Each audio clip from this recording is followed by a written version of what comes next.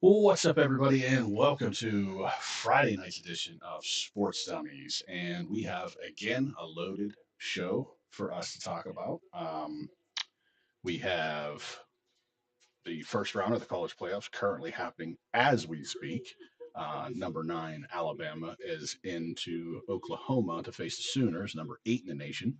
And that's going to kick off our FBS national championship playoff brackets. So, not only that, but we're also going to talk about the NFL, which is our pride and joy, which seem to be near and dear to us. And also, as Mike is joining us here now, we have to recap Thursday night game, which Matt, it seems that your guy, Mr. Sam Darnold, is shaping up to be maybe number three position in the polls for MVP of this season. What do you think? Yeah, I mean, obviously that was a huge win for Seattle. But if you remember, we had talked about this kind of pre-show. We always banter back and forth with our texts and our information. But I was rewatching the game last night, and one play. You hear it every week about. Usually, it's just a couple of plays each week that make the difference. The narrative in that game, if you look just statistically, Stafford just continued to just put up numbers. And everybody was on Seattle's defense, and rightly so, leading the league in sacks and points allowed. They're just really, really good. But for the Rams offense, the way they played, I mean, so that to me, that was the story. It almost is like between the big return from Shaheed, and then obviously Sam made some plays down the stretch, but also too made some mistakes that could have cost them. And again, back to the play I was alluding to, there was a play where Puka had just made a big catch, and he actually physically took a swing at somebody, and it was on the sidelines, and the swing didn't connect, but the intent was there. And certainly, if he had connected, they would have been forced to call a penalty, and this entire game changes. That drive changes, everything after that changes. So this could be a totally different narrative where we're like, here we go. Sam Darnold choked again, a couple of big interceptions and big spots. And we clearly look at Darnold's numbers and go 400 yards, 4 touchdowns. He's the MVP. So it's, to me, the play of the two quarterbacks is on different levels, even though I'm a Sam Darnold guy. But in that situation, I don't think that victory was just Sam Darnold. That was Seattle and their resilience and the big plays and the inability of the Rams to be able to close games out, which I think is going to be is their only chink in the armor, in my opinion, for the Rams defense. But what say you guys on that? Well, real quick, just to clarify, you said Puka here. Did you mean JSN? No, what I'm saying is that in terms of like when we were making big plays. No. When you said Puka is the one that took the swing, did you mean JSN? Oh, you're right. I'm sorry. I threw the two involved. Sorry. It was JSN in that spot. Okay. You're right. Thank you for putting that up. No problem. Mike, what do you think? Welcome in too, Mike. So, what do you think? What's up, bud? The Seahawks keep surprising me. Darnold keeps surprising me. He's a good quarterback. I mean, these two teams could meet again in the playoffs. They're that good. I personally think that. I think it was more so I think you noted the Rams' inability to finish them off. But you got to give Seattle a lot of credit for, coming back 16 points down in the fourth quarter. You know what I mean? Listen, no one's talking about how, Matt, you hit on both quarterbacks playing great. But how about the inability of the defenses to get off the field? I mean, they just could not do it. And it was just, I'm not saying it's the defense's problem, but the players just kept making plays. These teams just keep making plays, whether it be Kenneth Walker, Charbonnet, Puka, 225 yards receiving. I mean, come on, killed me last night in fantasy football. JSN. Stafford's ability to just what he hit 8 receivers last night without Adams. I mean, he uses everybody. Their Blake statistics. Blake What that? Corum, Yeah, I'm Williams. I mean, they're just these two teams are loaded. You know, the playoffs in both the AFC and NFC are gonna be a lot of fun, man. Just a lot of fun to watch. coming into this game, the Rams' offensive philosophy, weeks 1 through 6, they went with 3 tight end sets 0% of the time. Since week 7 and on, not even including last night, because we saw the tight ends have success last night too, they're coming out of the 3 tight end sets like 50% of the time. So in that stretch, in those 3 games, they were 700 yards and 8 touchdowns strictly out of those tight end sets. And so McVay and the mismatches and the personnel and Stafford's ability to just stay upright, keep enough protection, and just dominate. I mean, Seattle, you can say they were one of the best. They're the best defenses in football. But, man, the Rams were up and down the field, strictly pretty much throwing the football. You knew what they were going to do. It was Puka. Coming into maybe a minute or two into the third quarter, he had like 2 targets. He ended the game for 12 catches with 225 yards. Like, you never see them, right? Yeah. So you just never see that. And you're seeing it with the Rams, and there's a reason for it because of, coach, quarterback, etc. So, yeah, the Rams are no joke for me. Philosophy-wise, coaching, quarterback, number one thing in football. You get that right, and they're right now A+ on both. So the Rams, for me, unfortunately, they're not going to get the 1 seed probably, but I don't think it really matters because I think if the Rams and Seattle play 10 times, I think the Rams probably win 7 of those games. Well, possibly. Who knows? They've played twice. One was a 2-point win by the Rams. One was a 1-point win by the Seahawks. So two vastly different games. One defensively, one offensively. This Seattle had 6 turnovers in those 2 games to the Rams 0, and essentially those games were still dead heats. Yeah. So it's an argument for Seattle from that perspective. If they clean up the mistakes, especially in the red zone, then you would think that they'd be in a much better position to win most of those games. But I'm just going on personnel, quarterback coaching. The advantage has got to be on the Rams side. So there's no other way. And that's across the entire NFC. That's not even close. I just think Stafford cemented himself as the MVP, the front runner right now with that game last night. 100%. So. 1,000%. Regardless if they won or not. It makes no difference to me. Yeah. Right. So going from one quarterback play to another quarterback play, what's the temperature in Miami with Tua being benched?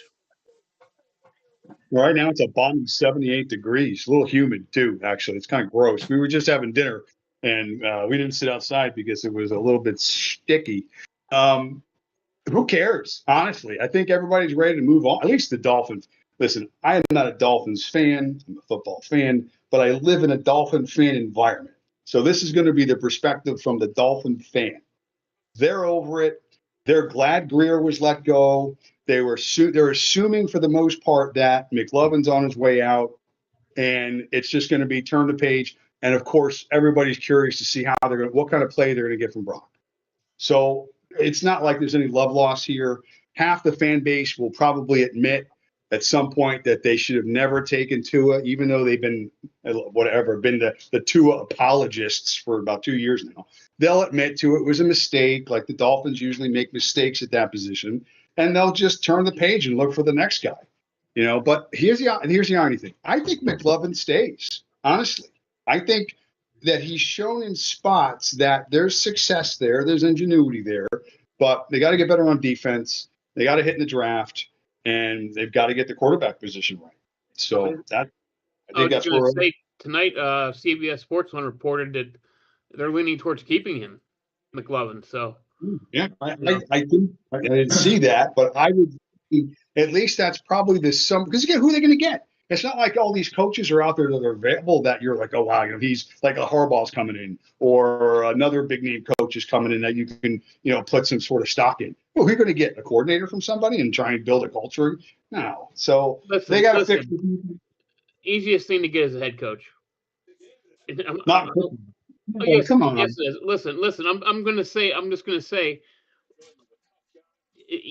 guy has to have a chance as a head coach to see what he can do.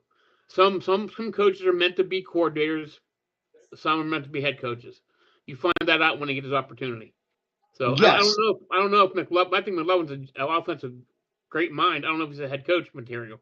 So Okay. And that's fair. And that's what I'm saying. That's why it's so important to get it right. And there are so few teams that get it right. That's why you get a lot of these retreads, or you get, again, guys you're promoting from within, whether in the system or, a guy has success for 2 years as a coordinator and you assume he's going to be a good head coach. But it doesn't always work out. Like Ben Johnson's the exception right now. Okay. That doesn't always happen. So, that's just not the normal succession. It's usually years experience, and you get behind a coach that's really good. But just like in parenting and kids, you come from your environment. So if the parents are effed up, guess what? The kids are going to be effed up too. Same thing in Tomlin's tree. Since he's effed up, all his kids have been effed up the rest of the way. That's a pretty simple analogy. And it's true. So, that's basically what it is. there is no tree. Next. It's not Fine, even is what it is. It's not even a shrub. Jesus. It's more like a blade of grass. Anyway. So I think Tomlin has a better shot of being, although now the way we win the division, guys, oh my, it's for me delaying the inevitable, because we're going to win a division, get bounced in the first round, and they're going to be like, oh, Tomlin did such a good job. He got Rodgers to the playoffs. No, it's the other way around. Rodgers getting him to the playoffs. But I'm just saying what the narrative is going to be, and I don't know. I have to repaint the room because I can't live in that environment anymore. Sorry. I think if the Steelers play anybody but a divisional opponent in the first round of the playoffs, they win. My opinion. If we face a team like Houston, we won't score. We'll get beat 23-3. We're not going to play. Yeah. I guarantee. Houston won't score either, though. They stink too. That's the thing. Like, but at least they've got the help of defense. Forget. Their defense is crazy. Anyway, all right. That's what I got to say about that. There's a good chance that Houston wins their division, and if the Steelers win their division, we're not going to play Houston in the first round. True. But good thing. Could be your boy crush, Herbert. That's what it's looking towards. And I got no issues. You don't like Darnold. He doesn't like Herbert. You guys are both broken. I didn't say I don't like him. I just don't have the man crush like you do. I never said I didn't like Herbert. I said it's wasted talent. Oh, no, Sammy. I said Sammy. I said, you don't like Sammy. I don't like Herbert. I don't like Sammy. I know. But, Sammy's Herbert's not on my list of quarterbacks I don't like. I just don't think he's as good as everyone thinks he is. Right. So, again, just real simple. Is he a top 5 quarterback in the league? No, hell no. You're out of your mind. You're out of your mind. Completely out of your mind. Then every NFL GM that does this for a living, that assesses these players, that has him on the list, not only is the top 5, probably a top 3 guy, every one of them, including the organization he plays for, that knows a little bit about quarterbacks, has him in that position. But you don't. And I think Chaz and I can roll off 6 before we say Herbert in the next 5 minutes. All right. Well, that's fine. I know we disagree on it, but I'm just saying, you guys, I feel like, are in the minority if you feel that way, because you can't. I disagree. I disagree, man. I think you're in minority thinking he's top 5 quarterback in the league. There's no way. You're all in the minority. That's fine. I'm okay with that. I mean, he's a good quarterback, but I think he's top 10 possibly. Okay. All right. I got Sanders above him. I got no problem putting Herbert. I'm putting Darnold above him right now. Yeah. No, well, right now I wouldn't even put Darnold above him, but that's fine. You wouldn't put Darnold above him right now? About Herbert? Yeah. In ability? No. I'll never put him above Herbert in just ability to play the position. And I like Sam Darnold. He's really good, and he's been good in a couple of systems, so he can play. Athletic, whatever, we know the whole deal. But Herbert is better at all of those things. And he's younger a little, and he just is just a better overall, just physical player. So he's 6'6", 235. He's the prototypical guy in that position. Now, Darnold's a big kid too, but Herbert can do things that very few kids can do. at the position. Very few. So, but anyway, it's fine. I mean, listen, you agree, you like him. I know he's a good quarterback, I and he think is a he's a good good quarterback. I do, but I quarterback. don't think he's top 5 good. That's I fine. mean, That's fine. you know. But I'll again, agree. I think what's holding him back as a quarterback is his coach. I agree with that too. Development's environment's important. So 100%. I don't like marshmallows, and so that's fine. I mean, that's just how it goes. Yeah. I mean, not everybody likes what everybody likes. Most people like marshmallows. Most Yes, people like yes. burgers. So, I don't know. I got okay. nothing. All right. Sounds like a good Fucking time to move on. So marshmallow Matt. That's all I gotta say. sounds like it's a good time to You move do like marshmallow. You like mallow cups, remember? on. Lucky Charms, baby. I told you I don't like Minnesota much. I don't like them either. Your boy JJ. Yeah. J.J. McCarthy. Although they're up his ass too right now. They're saying how much progress he's been making. I'll allude to it. I've got some notes on it because when Justin Coach Jefferson. tape, he's saying that he's been improving and that he's showing confidence and he's a rhythm guy. And once he gets the confidence and the rhythm and he's making better reads. So again, it's early. Jury's out. Could be some improvement still there. He may not be a top 5 guy. I know you'd probably take him ahead of Herbert, but that's fine. No. So, Matt, No. we've already picked this, and I'm gonna get your thoughts on it real quick before we move on. Jake Paul and Anthony Joshua are fighting tonight on Netflix. You want to take a winner and how? I'll take the white guy by submission. So you'll take him by submission. Okay, submission. Personally, he gets him with the pile driver or the figure 4 leg lock. I'm not sure which one, but he's definitely going to lock in one of those two. Knock it off. Very interesting. Or the Said stop 3 Ox times. Baker. Okay, sounds good. Ox All right, maybe. moving on. Let's talk about Baker. tomorrow. And while we talk about tomorrow and the massive, massive football slate that we're going to have, we're going to stick to just the NFL for the time being because we just got done talking about our Thursday night game and the guys that we are think are better than others. So let's stick in the NFL and let's go to tomorrow at 5 p.m. Divisional showdown: Eagles against the Commanders. The Eagles are going into Washington, um, D.C., not the state, to play the Commanders, and Philly is taking with them 7 points to the Commanders. Or I'm sorry, yes, I was good. 7 points to the Commanders, and the over under is 44 and a half. The Commanders are too tinky, and the Eagles are in the chase, still trying to find a little bit of something. Offensively, they've been different the last few weeks. The Eagles, they've been focusing more on getting AJ the ball. They've expanded their passing concepts, it seems. So there's a lot of heat on the OC. There's a lot of heat on the play calling over the last couple of weeks. Sirianni was hearing it. He was defending it. Well, conceptually, they've changed it over the last couple of weeks. And they've also been using Hurts more as design runs, which they weren't doing for the first, 3 quarters of the season. So the last couple of games, I think last game he had actually 6 or 7 designed QB runs, which is good if you're in fantasy and you've got Hurts because part of his appeal is to be able to run the ball. So, that's basically what they've been doing is changing. So in this case, again, I just think they can build on that, certainly on Washington's back. So I'm on the Eagles here. I think they probably score a bunch of points themselves. So Eagles in the over for me. Okay. The Eagles, if you want to know, can clinch the division with a win in this game. I think the Eagles win. I don't think it's by more than 7. I'm going to take the Commanders, and I'm also taking the over.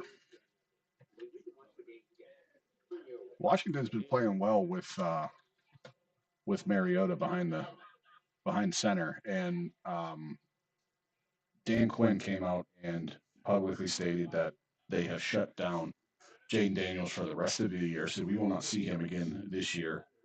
for the Washington Commanders. So right now it is Mariota's time to shine. Um, I'm just hoping it's not like a Mason Rudolph type of scenario. He's good on relief work, but not so much on starting work. So, but I'm still thinking that the Commanders keep it close enough, and especially within that 7.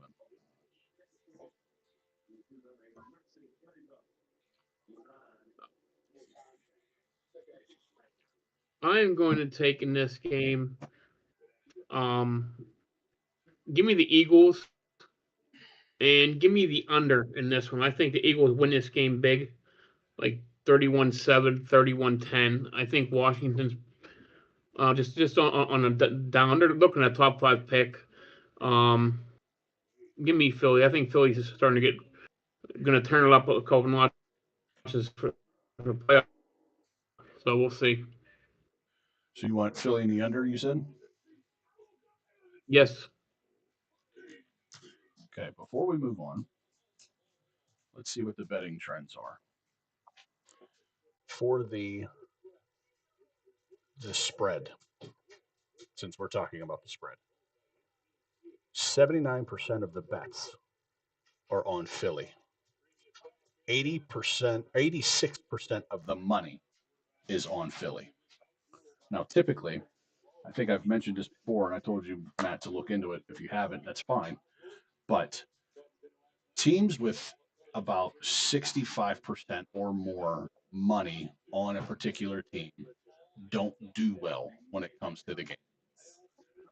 Meaning that there's been 1 week so far where that trend has been in favor of that team. And it wasn't even that great. It was like 6-4 or something. It wasn't spectacular. Meaning that wherever the money's at, the opposite team ends up winning out or covering that bet. So That's a shock.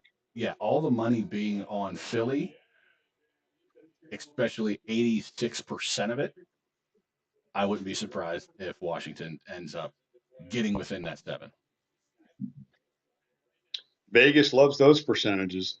They love 80% of the money going in their pocket. That's a pretty good deal. So that's So pretty good. the other Saturday game is a Saturday night game, and this one is also a divisional game, huge divisional game. This one could actually be a first round super wild card weekend game. Um, and that's the Green Bay Packers going into Chicago to take on the Bears. The Bears are going to give a point and a half, and the over under is set at 46 and a half. And it's not supposed to be as cold in Chicago as it was this past week against the Cleveland Browns when it was 9 degrees in there. Yeah, I'll go quick. I think this is the best game. This is the easiest pick of the weekend for me. I love the Bears. The Packers are just so hurt. I mean, they're really beat up. These are all the questionables. Jacobs, Watson, their right tackle is questionable. Wicks, another receiver who in spots has been called upon, he's questionable. They're hurt in place. It's just a tough spot. The Bears playing better defense. This is what I didn't understand. The Bears are the second highest rated running team in the league right now. They're a run team. That's who they are. And everybody's like, well, development of Caleb Williams, and he is getting better. But there are only one or two teams that are averaging 150 yards a game on the ground. So that's who they are. And I think in this spot they're going to be able to do that and control the game, and obviously play really good defense. Yeah, for me, it's the Bears in this spot. And like you had said, Mike, about a blowout in the last game, if you think that's the case, I think we can have a boring Saturday, because I think this is another game that could be kind of gross in some kind of way. And I'm not quite sure. Have we looked at the weather? I know I haven't for tomorrow's games yet, but is weather a concern in any of these two games for tomorrow? Temperature is not. Okay. Do we have any wind or anything like that? I'm just going to pop it up real quick while you guys keep going. Did you take the over or under on? Bears in the under in that game.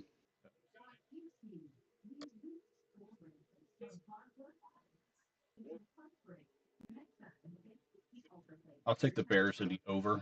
I do like the Bears, especially with the injuries, especially on offense for Green Bay. Some of their big weapons may or may not be playing, and if they are, they're not going to be 100%, which also could play into it. But you would think that this game is going to be an under type of game. I don't see that. I think this game is a blowout on both ends. I don't think these teams. I think these both of these teams forget how to play defense when they play each other this weekend. This game is actually orange. The description here is winds are cranking up. Saturday night, models are split. If that happens, after the game, whatever wins, sustained 15 gusts to 25. But they have gust here in a scenario where it could be 35 to 40 miles an hour. And that's not good. Matt. So, yeah. What was the win factor yesterday? For which game? For the Seattle and Rams game. It was gross. I don't know what the wind was in that game. No, they had rain, but I don't know if there was much wind in that game. I heard 50-mile-an-hour winds for that game as well. Yeah, I don't know. That seems like a little lot. But wind of all, of all the weather impacts, wind is certainly the most impactful. Because I think they had talked about it pregame on that, about the wind factor in there and how it was going to be gross as far as kicking and things of that nature. And then we come out and it's a 75-point spread. So kind of this was the one that probably was the anomaly on your wind as a factor. That stadium, it's an outdoor stadium, I know, but if you look at it, it looks pretty enclosed. Like I'm not saying it's temperature controlled, but I think that this way the design is. I mean, it looks like they're kind of cozy in that little outdoor stadium. It's kind of like the Hard Rock. It's kind of like the Miami Stadium, how they have that. It's not like they got it on the side of a mountain. You know what I mean? It's not like that. So I'm not sure what those sorts of impacts are in that stadium. That's something they would look at over the years. Touchdown Oklahoma. Boom. Nice drive. Yeah. All right, Mike. I'm taking Green Bay in the over in this one.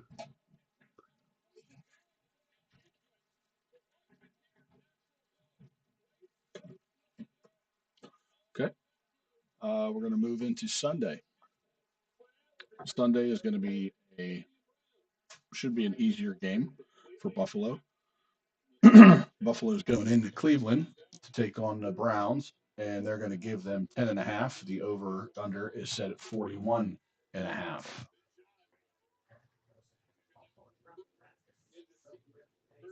You know what running back has the most second half touches in the league? James Cook. Surprising. You know, that's who Buffalo is too. Talking about the Bears being a running team. The Bills want to run the ball too. You know, the illusion is that offense is Josh Allen centric. You know, it's backyard football, run around, make plays, but they want to run the ball, and they do it in the second half. You watch them. They said coming out of the first half, 90% of their first plays in that series, first couple of rows. So that's who they want to be. And, you know, the Browns at this point, I don't even know who they are. You know, they had a little run there with that defense, but I just think they're tired. They're on the field so much because the offense is such a struggle. So I think the Bills just want this more. And again, weather's not a factor in this game. I looked ahead. Give me the Bills, and they'll probably get to the over because I'm not super sold on that Bills defense. The Browns will get a number up there. So Bills and the over for me in that game. Mark me down for the same. Bills and over.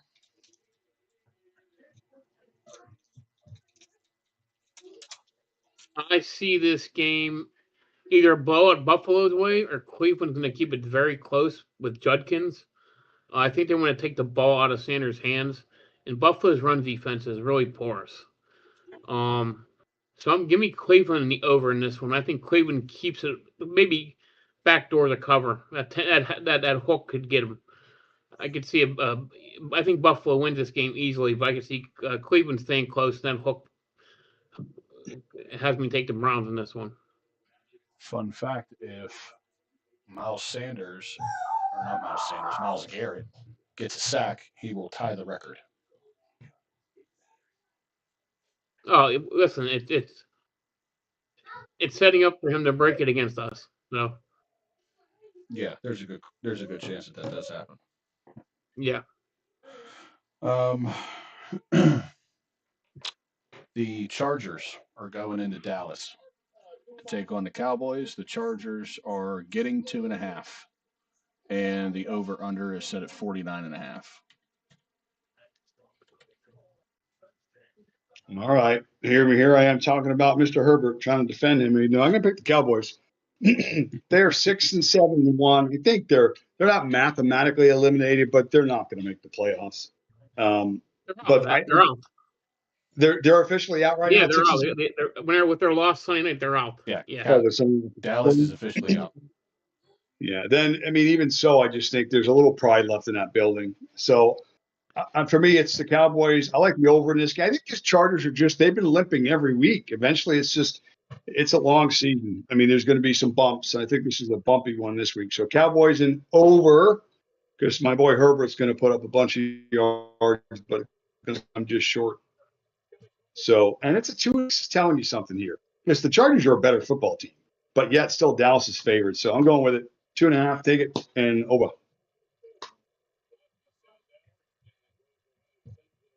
Good, Mike. You smiling little prick. I was going to say, Matt, who would you rather have, Dak or Herbert? Herbert. Okay. How is that ticket still the lowest of the board? What's Jerry? But what's he giving away? Everything. That's crazy. Well, cheap. The top first 11 fans didn't get to play defense, so That's a good point. Yeah. That's right. I'm taking the over certainly in this game. Dallas, they're just playing for pride now. I don't know, man. I just Pickens hasn't shown up the last 3 weeks. Ferguson's hurt. Give me the Chargers in the over in this one.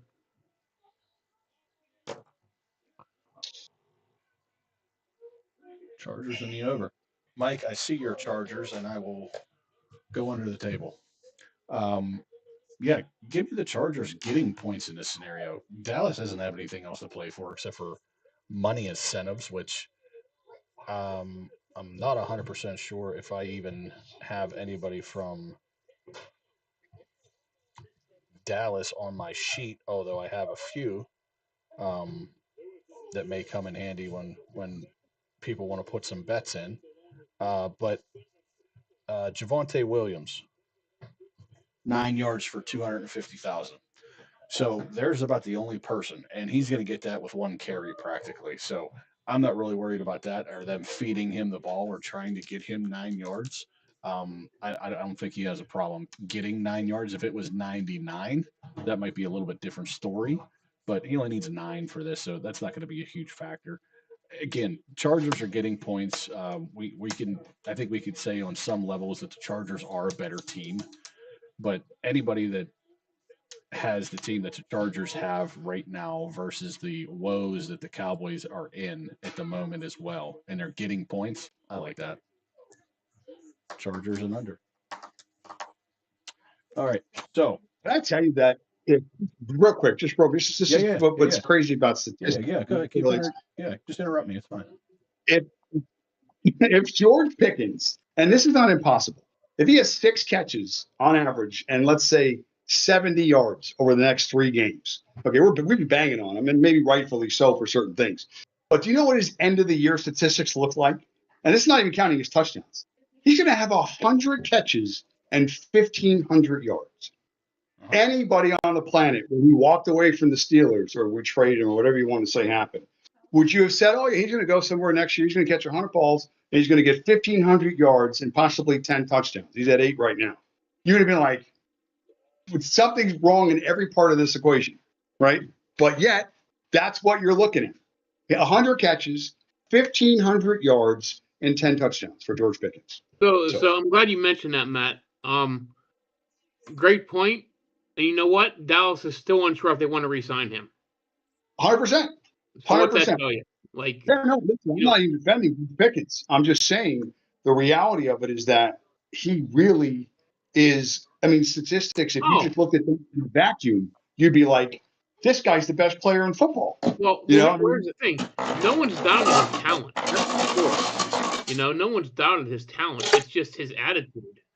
which sucks. And you know, if he had a brain, the guy'd be making 30, 40 million next year. Easily with those numbers. I just don't know if he's going to get that on the market because of his attitude. No, listen, and I agree 100%. And at some point, those statistics, you offset the negative that he brings to the table and everything else. And I get all that. Because again, he had a 4 or 5 game stretch without Lamb where his numbers were phenomenal. Yeah, he was phenomenal. Through the roof. So, do you want that sort of production where it's like this all year round? Again, there's lots of questions. And he does not get the benefit of the doubt in any of them because of the type of player and person that he is. Fair. Right. That's okay. Yes. But what I'm leaning to is I just think you can't assess a player by statistics alone. Like that can't be the only metric. Oh, I agree with you 110%. Absolutely. And unfortunately, I think a lot of the statistics these days, the way the game is played offensively, is a little bit overblown. Probably by a good 25%. I think it's just like cash. Cash is the dollar, but it's only worth 75 cents. I think these statistics, comparatively, on the surface, are only worth about 75% of what that number's telling you, because easier to obtain. So therefore, they just don't have that same level of value for me. They don't tell the real story. So I don't know. It just struck me as interesting, and I went off on a tangent. We lost Chaz. I don't know what the hell's going on. Could be 3-Eye Atlas. What the hell's happening right now? Nobody knows. Chaz, you there? Yeah, I'm here, you bonehead. We can't see you. We can't hear you. You can hear me. You can hear me. I didn't mute anything. Now we can. I didn't mute anything.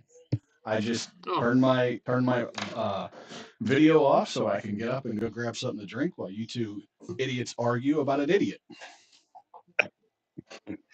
I thought maybe you were picking your nose or cleaning your pants or something. No, I'd have done that on camera. I got no shame. I'd have done that on camera. Mike knows that.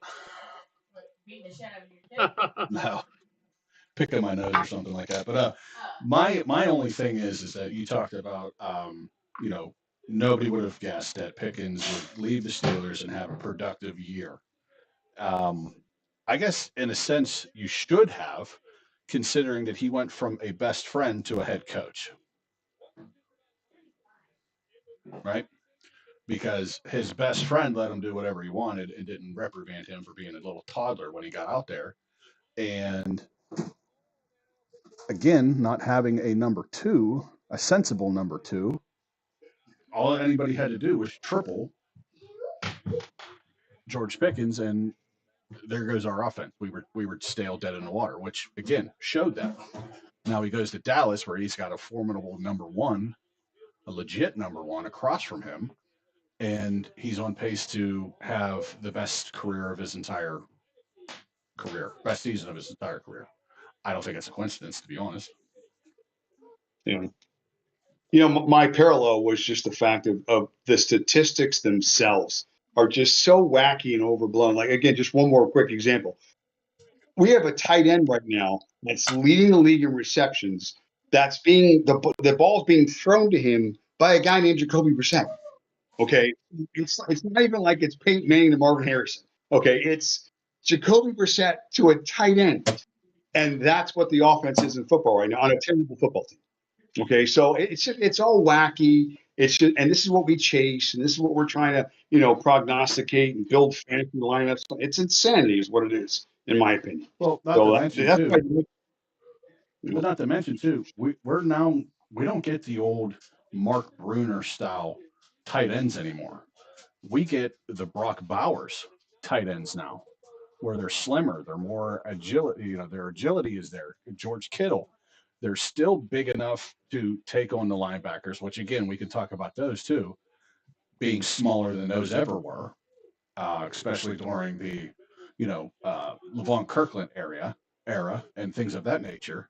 They've gotten smaller, they've gotten faster, which we talk about at times too, where they need to get heavier running backs in the league and start pounding the rock more, because football is cyclical, especially its trends and its schemes.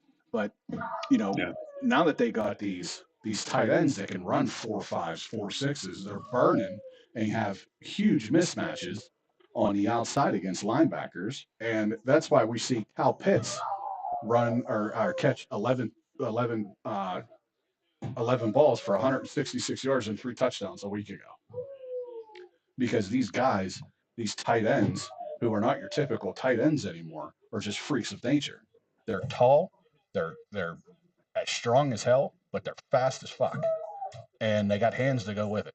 So it doesn't matter if you have a Jacoby Brissett or a Mason Rudolph or Joe Schmo back there throwing him the ball, as long as he can throw him the ball. If he's got enough time, that dude's going to get open. He's gonna use his whole frame to do it too. No, it's true. It's true. I mean, they're like hybrid receivers, and they are. Exactly. You said they're not. They're some of these monsters. They're like 6'5", 6'6". They're just super freaks. Right. But that's what teams are wanting. But tight end position is still overall a wasteland. Part of it is just scheme. I mean, your leading tight end only gets 6 or 7 targets a game, unless you're a McBride or unless you're Ferguson through stretches or whatever. But for the most part, it's a block position. The Rams are running in another offense 50% of the time. They had 3 tight ends on the field. I think they each had 2 catches in that game, and they put up 40 points. So, it's just things. If you look at the correlation, too, of when these guys get hot, like, for example, Trey McBride, the last couple of weeks, I think he's gone over 100 yards both games. And the reason being is that Marvin Harrison hasn't been in the lineup. So who else are they really going to throw it to? Yeah, that's Kyle true. Pitts. Yeah, opportunity. Yeah, exactly. Striking while the iron is hot. And Kyle Pitts had this massive game. Drake London ended up being out. So you kind of got to, dump the ball where you can to the guys that are available. The best ability is availability. Sorry, I just relocated for a few seconds. We're dog sitting, and the dogs just arrived. So you were sitting in a doghouse, and now you don't have to. Yeah, I'm the one in the doghouse, but not today. Well, good for you. Yep, good point. Good points. All right, so let's talk about this next game and what it's going to look like for the future, at least for this season, and what the Kansas City Chiefs are going to look like from here on out, because they're going to play the Tennessee Titans, and my opinion, they get a good team to have on this type of a week when they have no Patrick Mahomes, who ends up being out for the year with a torn ACL, which he's since repaired. So he's got his long rehab process ahead of him. But the Kansas City Chiefs are giving 3 points, and the over-under is set at 37.5. They are mathematically eliminated from the playoffs as well. Yeah, the Chiefs have never been in this position since I can remember. It's been years. So well, not only do they not make the playoffs, but they also don't have Patrick Mahomes. So that's the first time in 11 years? And yeah, not 11. Not 11. Yeah. I mean, no, but 11 years since missed playoffs. I mean, yeah. And the elephant in the room, maybe not so much, is Kelsey's going to retire. So there's a lot of things going on in that building right now that probably have the focus a little bit more than the actual game on Sunday. It's a bad spot for the Chiefs. I know Tennessee is, like you said, it's probably the best team you could play, to maybe just look at it from a wins and loss perspective. But to me, I just think the first team to 10 should win, and they should just stop playing, because it really doesn't mean much for either team, honestly. And to me, I don't think there's a lot of incentive, for either sides. I'm sure Ward's going to want to play well on Tennessee's side, and you're going to want to see continued growth. It's still a rookie coach too as well. So they're trying to build something, you would imagine. But Tennessee's probably going to end up with the number 1 pick, and there's a reason for that, because they stink. So, I mean, for that reason alone, Kansas City's roster is twice as good as Tennessee is. It's just who's going to show up and who's not. Some guys have some pride, I'm sure. But, do I know which guys are going to play and which guys are not? Probably not. So give me the better roster, KC, because the popular thing is to take Tennessee probably and gang up on them. But I'm not, because what does Tennessee have? 2 wins? They're terrible. So terrible. Give me KC and the under in this game. 13-9 or 8 or something like that. Who cares? The Kansas City is basically without 7 starters in this game, including Mahomes. We're talking, Derek Nandi, Trent McDuffie, Leo Chanel, Jalen Moore, Rasheed Rice, Tyquan Thornton, Jawan Taylor. So they're banged up big time. But that being said, Tennessee's still a very bad football team. I think Minshew, veteran presence, Andy Reid's going to put together probably Matt, I think you hit it's the under game, probably a very ugly 16-10, 16. I don't know. I don't see them covering. Give me Kansas City in the under in this one also. Yeah. All right, I'm going to take Tennessee. They're getting points. I don't think I like Minshew. I kind of wish that Pittsburgh had signed him when he was available. I think Minshew is a Pittsburgh guy. Um, no brains, all ball.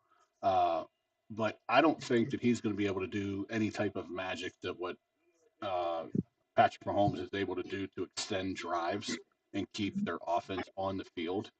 Um, I see this being a closer game than anybody expects. Um, I'm going to take the 3 points, but I'm going to say over on this game, and the only reason why I'm saying that because I can see this one being squeaked out as an over game, like 38 or 39 points. So not blowing the over under out, but just barely squeaking it out. Probably a backdoor cover of some sorts. All right, the next game, the game of who cares and I don't know. Before we get into that, though, Matt, why don't you tell us about what you thought on Joe Burrow's comments this past week? Have you heard them? Yeah, paraphrase type stuff. I mean, obviously he took a little heat. It was more of what people perceived what he said to mean, which was like 1 foot out the door type stuff. Right. It's easy to draw that conclusion because of, again, the last couple of years, Cincinnati hasn't made the playoffs. There's been injuries. There's been questions with the front office and how they're handling some of their key signings. There's not good energy in that building. But has there ever been since he's gotten there? So it's been the same story, right? I mean, it's always been him, if he's healthy, just dominating offensively with Chase and Higgins and whatever other pieces, and then watching his defense give up a ton of points and him having to come back and win games. And it's worked to some degree, I guess, but it hasn't been the last 2 years, and it's getting old. The story's old. So I personally think those are not. I think when stuff like that gets said, these guys, especially a guy like that, he's so well coached and so smart that to me, those are like intentional slips or intentional like hidden messages where it's like somebody better start paying attention. And if they're not, then there's some truth behind potentially what we think is being said. So ultimately, I'd love to see him get out of Cincinnati because I think they've done him no good since day one. And I don't see it changing. I mean, I don't see philosophy, coaching, ownership. Everything's the same. The only thing that's different is it's just another year. So I think eventually he should just come to the Steelers. That would be lovely. So I think. Funny you say that. Good, Mike. Well, good, Chaz. Well, you and I talked about this the other night. What would it take to get him if you're a Steeler fan? What do you think? I said 3 first, and I would do that. Chaz said 2. I said two I'll be first on board and with no, either. hold on. I said two first and Mason Rudolph. Right. we say 4 first and you two idiots, and then I'll do a show with somebody else. That's what we'll do. How about that? That's even better. So and like I said, we give him like ownership in Permantes. We give him property. We give him, I don't know, special delivery, whatever we got to do. It would completely change the direction. But again, Tomlin, we have to trade Tomlin. Tomlin has to be involved in that trade because I really don't want to see Burrow and Tomlin because Burrow will be a plus and Tomlin will get credit for that somehow. And it's not going to work. So trade Tomlin. That's right. Steve, trade Tomlin and yeah, bring him on. 3 firsts. I'm okay with that. Me too. I I'm think okay with that that. if we trade Tomlin, or if we don't trade Give him Tomlin, Minka. it'll be Cincinnati 2.0 here in Pittsburgh. He'll ruin it. But what I also think is that if Cincinnati hasn't learned from the Trey Hendricks situation and the Shamar Stewart situation, and they are blind, deaf, and dumb when it comes to what Joe Burrow has come out and publicly said, or improvised, or insinuated, or whatever the hell you want to call it, on what his comments were a week ago. Plain and simple. Yep. It's real. That was a horrible no call, by the way. He was getting held. Oh, I wasn't watching at that time. It was So really bad. the Bengals are going to give the clueless Dolphins 4.5, and the over under is set at 47.5. Bengals in the Dolphins in the over for me. Again, it's the unknown of a new quarterback. That's advantage for the Dolphins. You're putting a little bit of stock in McLovin's ability to create because it's kind of new and fun, and he seems to be good at that. And the Bengals defense hasn't fixed their issues. So I think, again, we talked about, get right spots. Start your rookie quarterback. I'd choose the Bengals. So that's a plus. Weather, again, it's going to be still hot. It's still like 85 degrees down here during the day. Humidity and gross and whatever, still a factor. There's a couple things going on here. I'm on the Dolphins. Getting points at home, that's crazy. Dolphins in the over, pretty easy for me.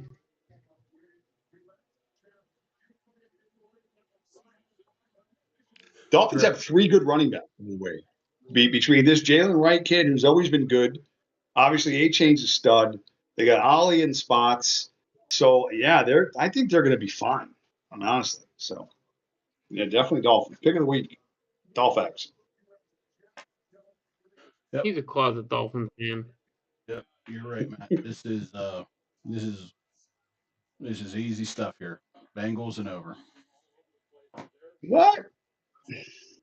Yeah, yeah. Joe Burrow is back, even though he doesn't want to play, especially for this team. Miami's going to start a rookie quarterback this weekend. I don't see Quinn Ewers being that great for Miami when he wasn't that great for Texas. Joey's going to be in sunny Florida with 83-degree weather, and Jamar Chase is going to be loose, and maybe T. Higgins finally gets his head right. Full participant today, so.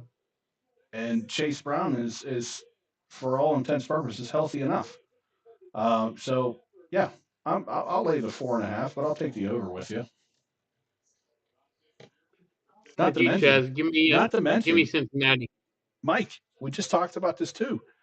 Miami just jumped Matthew Judon. He's gone. Right. There's a big defensive piece gone. And then on top of that, he's working out for Buffalo, and Buffalo intends to sign him.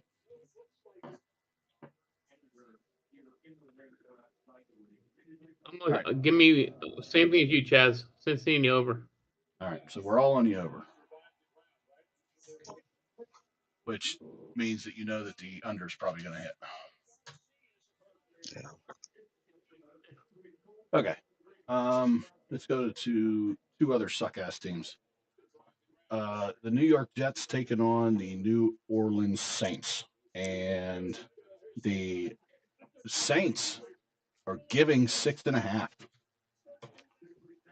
And the over-under is 40.5, 40.5. Yeah. Let me tell you something. Shop is tough.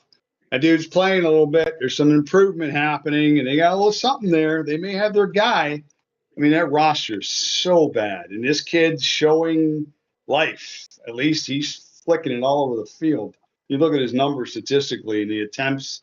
He's playing well statistically. He's inside the top 12, I think, in terms of fantasy quarterbacks over the last 4 weeks. So they're slinging it, which is good. So and the Jets are just, God, they're terrible. Terrible. I like the Saints here. 6.5 is a big number for 2 bad teams. I don't care. Saints in the over. I think the Saints put up a bunch. We talk about hybrid tight ends. Juwan Johnson, he's their tight end, but he's like in the slot like 80% of the time, and they call him a tight end. Yep. And the kid's a beast. He makes big plays. So just another freak at the position. But Saints and over for me. Para me. That's Spanish, Mike. Para. That's 4. Yeah.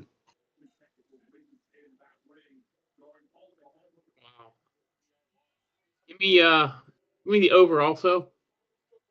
Two bad defensive teams here. I'll take the Jets though. Figures. Brees Hall, big game. You're gonna wear a Richard Todd jersey during that game? No, El Tune. Yeah. Not you. My favorite. Funny. I'll take the Saints because I got a little bit more faith, and it seems like I do each and every week with Tyler. So I'll take the Saints, but I'll take the under. Mike, who you taking? What? Tyler Shuff or Justin Herbert? Oh, that's a tough one. I'll take Brady Cook. Okay. Speaking of the Jets and Brady Cook, he's getting his second start, and they have officially shut down Garrett Wilson for the rest of the year. Yeah. Yep. He was Pootinky this year too. Yeah. Fantasy wise. Don't look now, but Oklahoma's dominating this game right now. Yeah, but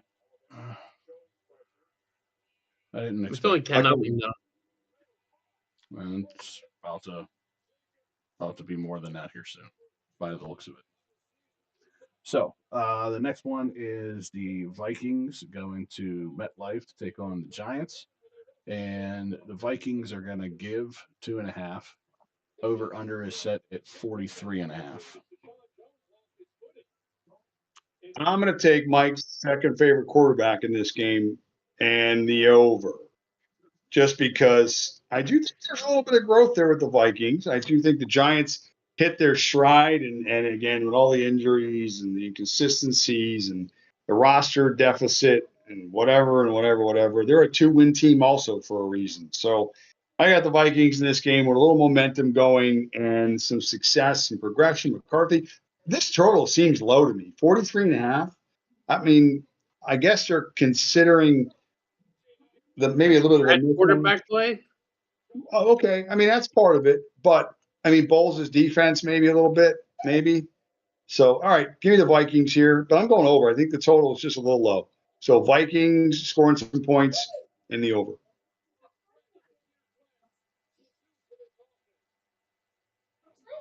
I'll take the Giants in the under.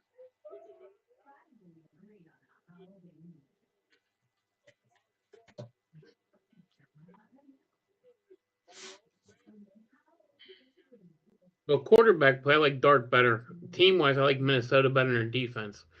This is a toss up for me. Minnesota looks pretty strong recently, so give me Minnesota in the over also.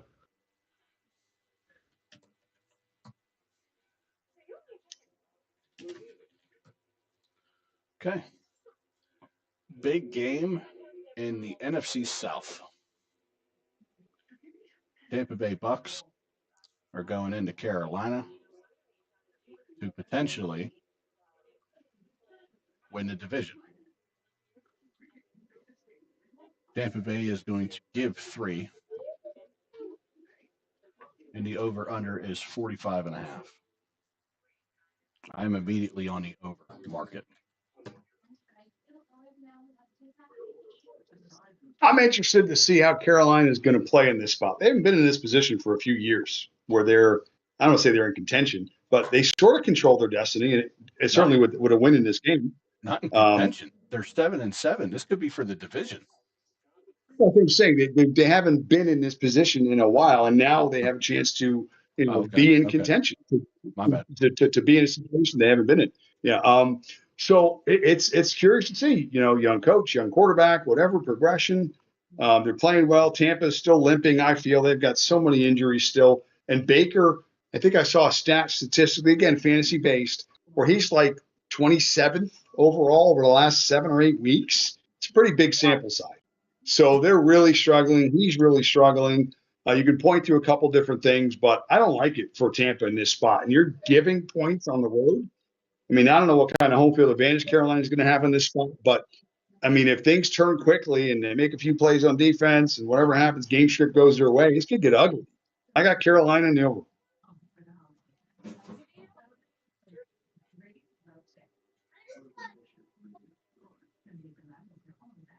I mean, who do you trust catching the ball right now in Tampa?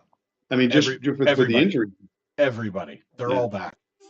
Evans is back. Mike Evans is back. Godwin is back. Puka, McMillan is back. is healthy. Yeah. They're all back.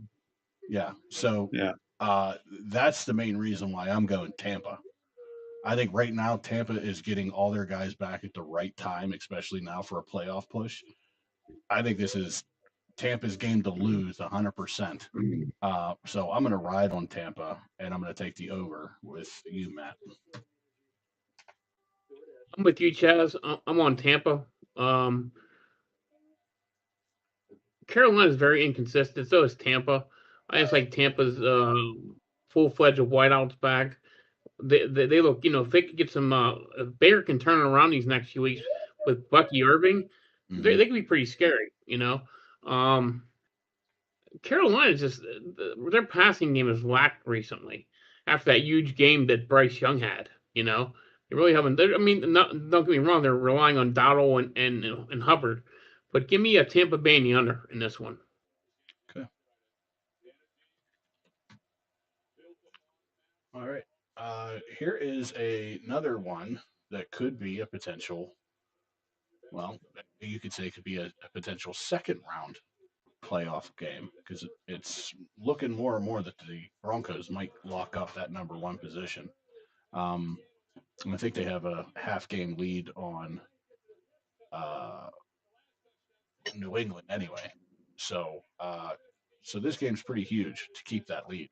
And it's Jaguars going into Mile High Stadium to take on the Broncos. The Broncos are going to give 3.5, and the over under is 47.5. I'll go. I like the Jags. I think, you know what the difference, Lawrence, over the last 5 weeks on tape is what they're saying.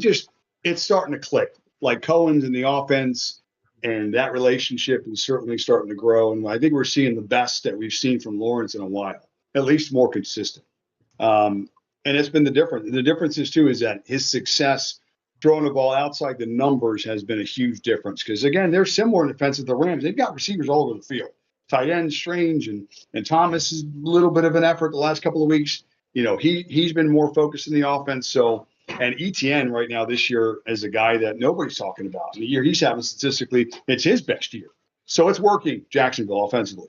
And, but boy, tough spot for being in Denver this week. Denver came out with an emotional win. I'm going to say Jacksonville in this game. The extra half, you have 3.5 also? I have 3.5, yeah. Yeah, then I'm going to enjoy that extra half a point. Maybe Denver wins late. Would make sense. All these games are so crazy, but I'll take the half point. Jacksonville in the over in this game for me with a point.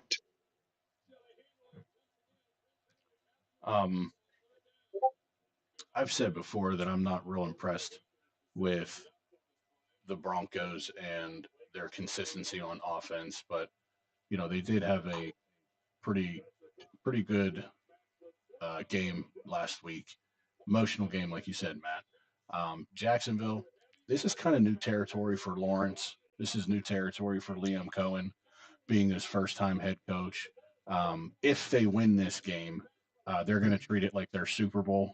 And if that's the case, and they do win this game and they treat it like their Super Bowl, they're going to lose in the first round of the playoffs, in my opinion. They're going to be too high on this moment. Denver kind of needs to lose this game so they kind of get that hunger back, get that desire back right before the playoffs start. I know that they're going to be on a first round bye too, so they kind of need a little bit of shit in their face before they end up doing that. But I don't think it's going to happen. I think Denver's going to win. I think they're going to beat them by at least a touchdown. I just like Denver way too much at home against a first-year head coach. Sean Payton is something spectacular, and Bo Nix, the kid doesn't quit at all. I like the kid. I like the kid going forward in his entire career. I'm going to take Denver, but I'm going to take the under in this game because, again, I'm not too fond of the way that this offense is played previous to last week.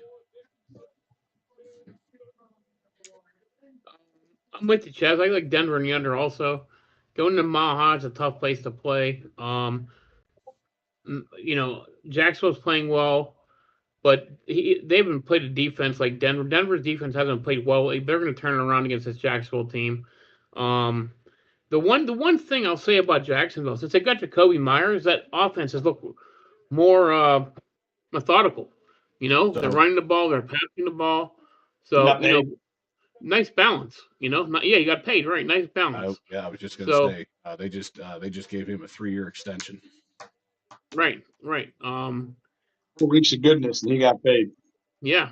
And you know what? He's you have him, you have uh, Brian Brian Thomas Robinson Jr. Jr., Brian Thomas Jr., you have Strange, you have the kid from Penn State who played for the Dolphins, Parker. Washington. What's his name? Washington, right? So they have, only. I'm not a big fan of Lawrence, but he has put together 3 or 4 really good games. So that being said, going to Denver is a tough place to play. I think the defense is shot. Give me Denver under. All right.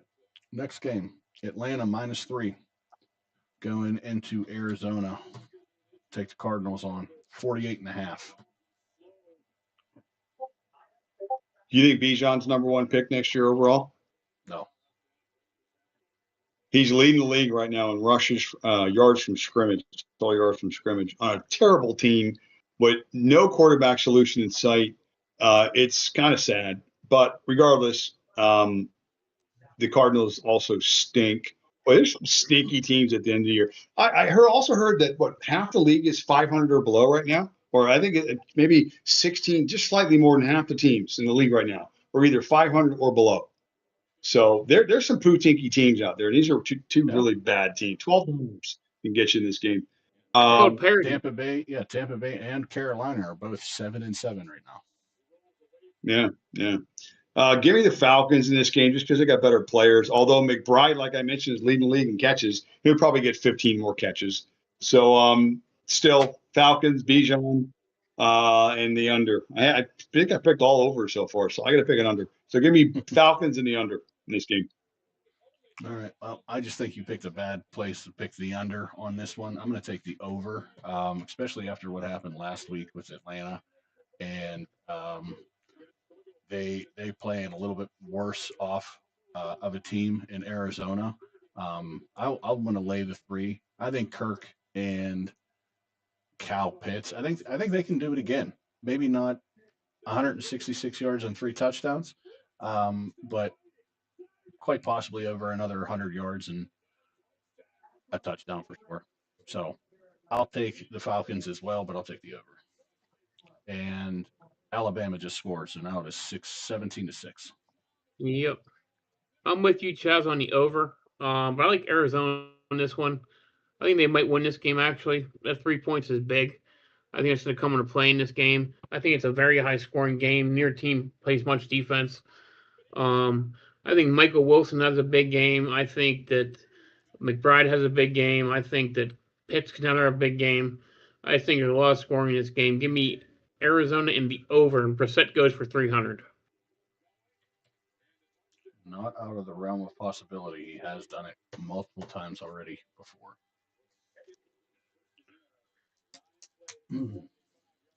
Not to mention, if they're down too, he's 100% going to be swinging that ball around. So, right. And they don't have any running backs, as far as I know. Michael Carter and DeMarco or DeMarcado or whatever his name is. Yeah, they're all hurt, man. I mean, yeah, it's crazy. Matt's running the ball this week. I can't. I'm sorry. I got a hammy. I didn't practice today, so I'm officially listed as doubtful. A DNP did not practice. Yeah. Yeah, he didn't say he was running the ball. He said he was crawling the ball. These days, DNP for me at my age is did not potty. Don't worry about did not practice. So. Where's your coffee? Where's your coffee at? Find me a suppository, Alice. So, yeah.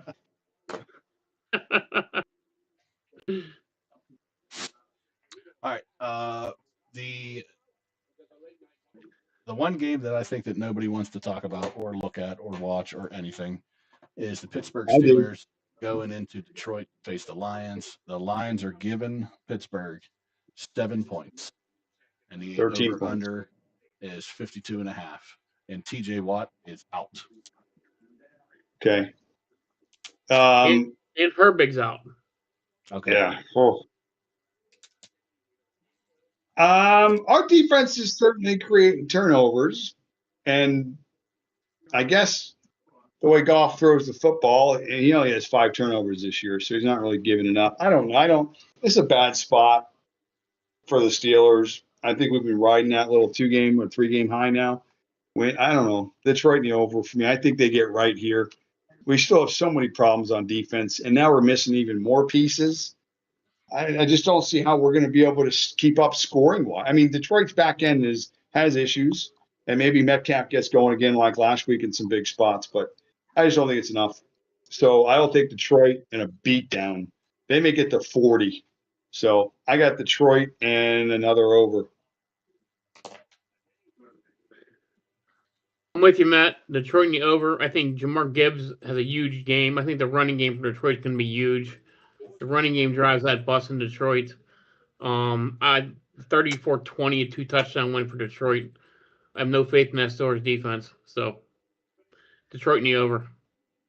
I unfortunately am on the same train. It makes me want to jump off of it because this is a type of scenario where this is going to go the opposite way since we all are seeing it our way. And typically, when that happens, it doesn't really bode well in our favor. But I can't get away from the fact that Detroit has so many more weapons than we do. And our defense is very porous. And it's great that Asante Samuel has, he came back for his first official game, ends up getting an interception. And Jalen Ramsey is a hard hitter and sticks his nose in there, but I'm worried about the other 2 guys that are back there. It's one thing to have Ramsey on one guy and Samuel on another, but who's going to take the third? That's where it's probably going to kill us. The slot guy, the mismatch, the running back out of the backfield. So those are the things that I'm looking at that worry me more than anything. So I'm also on Detroit, and I'm also on the over. And just so happens that the last 3 games I went against the Steelers, they've won. So maybe just superstition here, but maybe, just maybe, I might get a little luck. Good. All right. How are you guys doing in fantasy? Your season-long leagues? Are you guys advanced? I'm in both leagues in the playoffs, which does not help that I'm going against Puka Nacua, and he has 17 points in a freaking league that 17 points in the league that we're in right now is like 87 points in a normal league. Just want to and I'm going against Puka in our other league. He scored 42 against me last night. Puka. There you go. See that? So there's your correlation. Sorry, you're not dead. I mean, not to mention, I lost Devontae Adams before this week. Right. So my receiving core is I'm piecing together a receiving core with Jalen Higgins, and I picked up Matthew Golden, but evidently what's his name's going to play for Green Bay. He's going to start. Who Watson? Watkins, yeah. So that kind of throws that out the window. That makes me happy considering the fact that I think I have him. Yeah, and then my only saving grace, I have to choose between Burrow and Dak at quarterback, and my running backs I have Javonte Williams as my third back. My two top guys are A-Chain and Cook. So I still have a shot because, big running games for those guys. Good matchup, so, He did. I mean, listen, this year, and guys are putting up gooses, even studs. So anything's possible.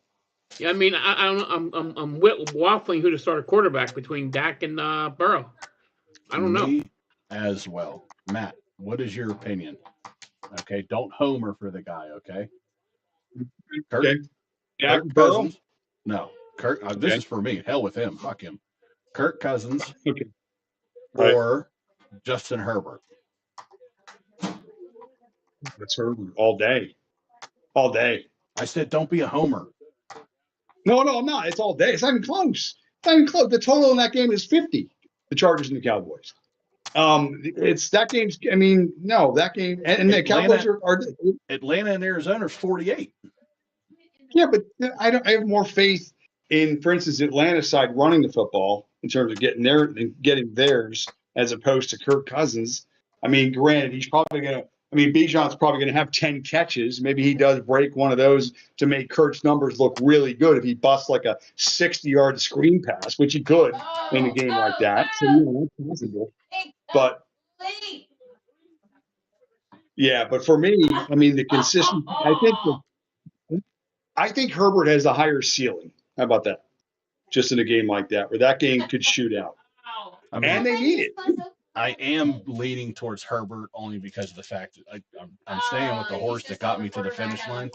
So, and I've had Herbert in, and I mean, I only picked up Kurt like three weeks ago as a backup. Yeah.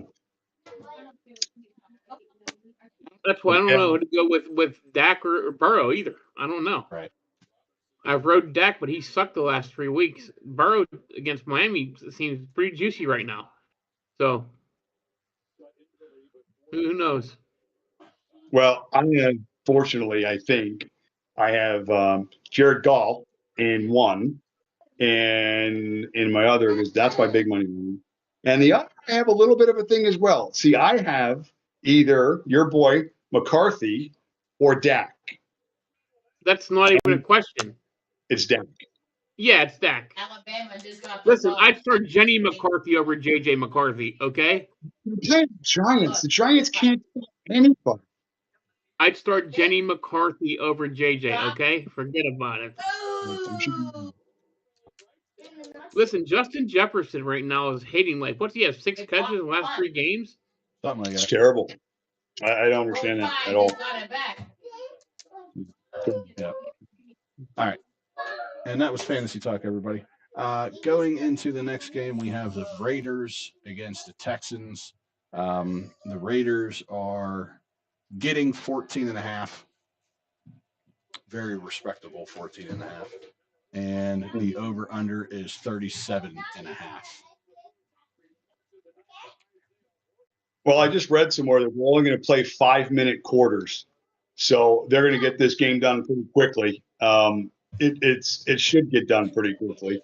I mean, the Raiders are terrible. I think the Raiders, they got shut out last week, didn't they? Yeah, 31-0. It could happen again. I mean, it very well could. I think they get on the board, but I think they get a field goal this time. So ugly, Texans, under, easy. Next game. He was posted on the Book of Faces.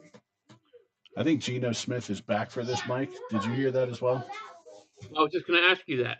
I think yes, Pete Carroll just said Geno Smith will start on Sunday. Okay, so yeah. Geno Smith is back, which means that they can potentially score points with them. That changes my pick. Yeah. But not enough. I don't think. I mean, up until, I think, 2 weeks ago, Geno Smith was still the leader in INTs, and he's going against the number 1 defense, and they're just a piss-poor team. I do think that the Raiders backdoor cover this, but I'm gonna go with Matt. I'm gonna go with the Texans in the under, thinking that this is the right play because the Texans defense is far better than anybody else's this year. I'm taking Vegas in the over. I think Vegas can win this game. Oh my gosh. You're on lock of the week. Lock of the week, Matt. 14.5 points. Lock it up. Mike. They're gonna win. Wait, Mike. Yeah. Put your money where your mouth is. Put a bet in. Send it out. I'm gonna make a bet on that game. Yep. Put a bet on it. I'm taking 14.5 though. I'm not betting it straight up. I'm taking it at 14.5. You just said that you thought that Vegas could win. They can win the game. They can. They can. I'm not saying they will. Put your money where your mouth is. I may. Let's see what those odds would be. The next game. I'll look at the odds, but let's talk about the next game. The Patriots on Sunday night are going to go into Baltimore to take on the Ravens.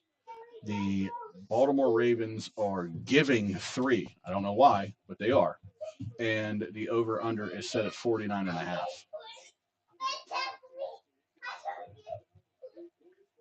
Yes, it is. Josh Allen made the Patriots look pretty silly second half of that game. And I mean, it's Josh Allen. I get it. Makes sense. Super athlete, super good. Well, I mean, Lamar Jackson also runs a little bit, even though he hasn't been. I think their offense is a little bit suspect the last few weeks. But that being said, this is a different spot game for me. Um, I mean, the Ravens are desperate, and they backs against the wall. Still have an outside shot for the division. I mean, we're all saying the Steelers lose. If that happens and the Ravens win, well, the division's back to even again, essentially. Listen, it's Yeah. coming down to the last week of the season for the No question. But yeah. this is just another game in that step, in that sense. So I like the Ravens this week. I know that, I mean, roster wise, Patriots have been playing really well, but they got exposed a little last week. And I think that, and I said this from the beginning, I mean, Drake May's been unbelievable. Vrabel's resetting the culture. They're playing above their heads. The schedule's been a little suspect. That's fine. You don't get to pick who you play. But I still think that they're talent wise, they're another year away. Like they've got to get another draft. They've got to have another offseason, and they've got to continue to get just better talent, I think. So I think the Ravens win this game. I think a couple things go their way. So give me the Ravens, and I think I'll be leaning towards another over in this game. So Ravens and the over.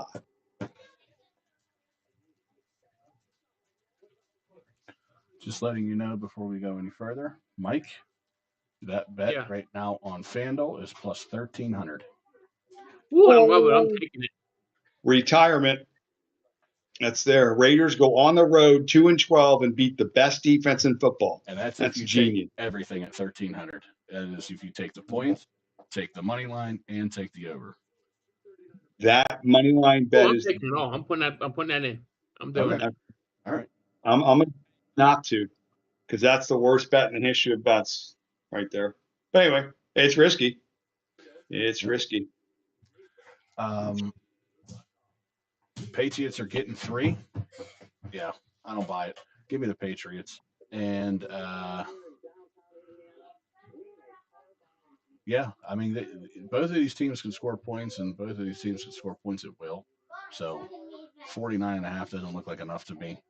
So I'll take the over as well. But give me the Patriots. This seems stupid. All right. I'm going to say this. Is it me? Of all the years we've watched football, are the Patriots the worst 11-win team we've seen at this point in the season? Um, I mean, think about this. No. I'm not saying they're bad. I'm just saying, right now in the AFC, the top 2 teams are New England and Denver, right? Yeah. But are you confident that either of those teams can get to the Super Bowl? Like they're my team. I'm not. I'm not ready to say that. I still think it's a crapshoot in the AFC. And this is one of them games that could be a matchup, possible postseason matchup. I like Baltimore in the under. I think this is one of them games. Lamar comes through. Harbaugh pounds the ball. That blowing a 21-0 lead against your arch rival is just tough, man. It's tough to recover. New England, bad time of year to have a loss like that. Listen, Drake May's still a stud. Next year, maybe they get him a wide receiver who could help. Because that's what they need. They're missing a big play wide receiver. I do like Henderson though as a running back for them, but give me Baltimore in the under in this one. All right. I think what you said, Mike, is true, except for the fact that it's a divisional rival that they played, and all of those theories. Conference drop. Oh, last week, right, yeah. Last week. All of those theories and numbers and stats and all that stuff goes out the window when you play a division rival. Good point. But 21-0 lead though, man. Whew. I just think it goes out the window. I think tendencies when teams get up a certain point and you know how to pick it apart to an extent. I know it's a brand new coaching staff pretty much in New England that McDermott hasn't really seen at least all as a cohesive unit, and this is the first time this year, well not this year, but second time this year that they've seen each other. It's hard to really put divisional rivals into this category of, well, you can't blow a lead like that, or they're going to pour it on them, and the defense is going to reign supreme. I just, all the things that we say during normal games, you can't say that for divisional stuff. You got to throw all that other shit out the window. But the last game on the NFL slate is the 49ers going to Indiana to take on the Colts. Surprising Colts got hot early and are now starting to fizzle a bit, especially with Danny Dimes on the show for the year with a torn Achilles, which he will be back for the start of next year. The question is now, do you sign him long term? Before we get into the pick, do you sign him long term? Yeah, I think he's right. And I think he probably takes, I don't want to say a team friendly deal, but a deal similar to like a Sam Darnold, where it's not a max deal. It's like a 35 to 40 mil, maybe slightly higher, something like that, a little more guaranteed type money. But yeah, I think that roster is good enough. You've seen how they've played with him healthy, that they can build on that moving forward. Again, have another good draft. And then just kind of develop the relationship between him and Monken and how that's kind of playing out, I guess. Makes sense. Again, there's not a lot of guys out there right now that have his ability. He's still a young quarterback, athletic, can run the RPO if they have to. So yeah, I would say you re-sign him at a friendly deal if you can. So you're basically saying give him his original deal for when he played for the Giants. Because again, whatever the remember, he was a $40 million quarterback for the Giants when they paid him 2 years ago, 3 years ago. And I think Darnold get like 35, I think, or something like that. Yeah, something like that. Yeah. I mean, again, I don't know the business of where they're at. I know the cap goes up next year; it does every year. I don't know what the Colts' money situation is, but if they're in a decent spot, you resign him. I mean, he can get you to where you need to go. I feel so. I would. It ultimately the end goal, I think, is yes, they do re-sign him for a longer term deal. Here's what I don't think happens next year. They sign him to that long term deal. I think they give him another like 1 year term deal. And here's the reason why. Thinking about it, he's coming off an Achilles tear. And we've seen with two quarterbacks in the last 3 years what happens the year after you come back from an Achilles tear. You don't play well. You don't play well at all. Aaron Rodgers did it with New York. He looked terrible. Kirk Cousins did it with Atlanta. He looked terrible. I don't think this is going to be any different. I think he's also going to look terrible. That may end up being the reason why he ends up taking a free a team friendly deal when his 1 year deal is over in Indianapolis after the going into next year, is because they're going to be unsure of him. Now, does that mean that he can't make up that money later on when he outplays that contract? Certainly. But I think they give him another 1 year deal, make it a prove it deal, and I think he does enough for the Colts next year to guarantee that contract. But I think the Colts are going to take a huge hit next. I franchise him, he'll probably end up at that 40 million tag. But again, it's not a guarantee. So long term, obviously he's only good for that 1 year. But yeah, again, I don't know the business at the Colts. I don't know where they're at. So that certainly is going to be the biggest factor in determining if they sign him or not. My take is kind of like with you, Chaz, kind of like a prove it deal type thing. 1 or 2 years, maybe 20 million. You hit it right on the nose. Achilles injury. Danny Dimes' game is predicated on athleticism. He can run, use the get out of the pocket. You know what I mean? Not so much his arm, more so his legs. And he's made some great decisions this year. Had a heck of a year until he got hurt. Right. I think he'll give that coach that, hey, thanks, give me a 1 or 2 year deal, at a not a break the bank kind of thing. But if I'm the Colts, I don't give him a long term extension of over 30 million right now, just because of the injuries coming off of. And that's the only reason. Listen, if he was still healthy and playing at that rate, absolutely, I would do that. But I just think maybe 1 or 2 years, and we're on a $25 million a year deal. So we'll see. Alabama So, pick six tied the game 17-17. yep. Wow. All right. So getting into these picks, this last pick here on the NFL Wow, slate. on the wrong. Someone read that wrong. Yeah. The wide receiver ran a wrong route. Either that or Mateer. Yeah. Well, they look like they're kind of hanging on to him. Maybe he got his bell rung. Anyway, San Francisco is going into Indianapolis to play the Colts, and they're going to give the Colts 5.5. The over under is 46.5. Just numbers for me for the game. McCaffrey over the last 7 games, he's averaging less than 3 yards a clip on the ground.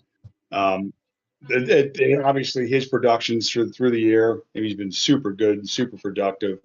But it's a volume play for him, fantasy wise. But from an NFL perspective, they're still using him in terms of volume and touches, and he's a focal part of the offense. But I think because of lack of production over the last several weeks, noted lack of production, and they've been lucky, again, strength of schedule. They've beaten teams. They're on a run. I think they've won 4 or 5 in a row, but they've beaten Tennessee, Carolina, Arizona. They've beaten up on some pretty bad football teams. And now they're playing the Colts, fortunately for them, without a quarterback, essentially. So Niners are in the right spot continuously, but the Colts are going to play aggressive, I think, defensively. I think the Niners are going to be forced to throw the ball, and it's hard to throw on the Colts. That's a little bit of a strength of theirs. So I like the Colts to keep it close. They'll probably fall short. The Niners will get another win, but it's too many points, 5.5 points at home. I'll take the Colts and the under in this game.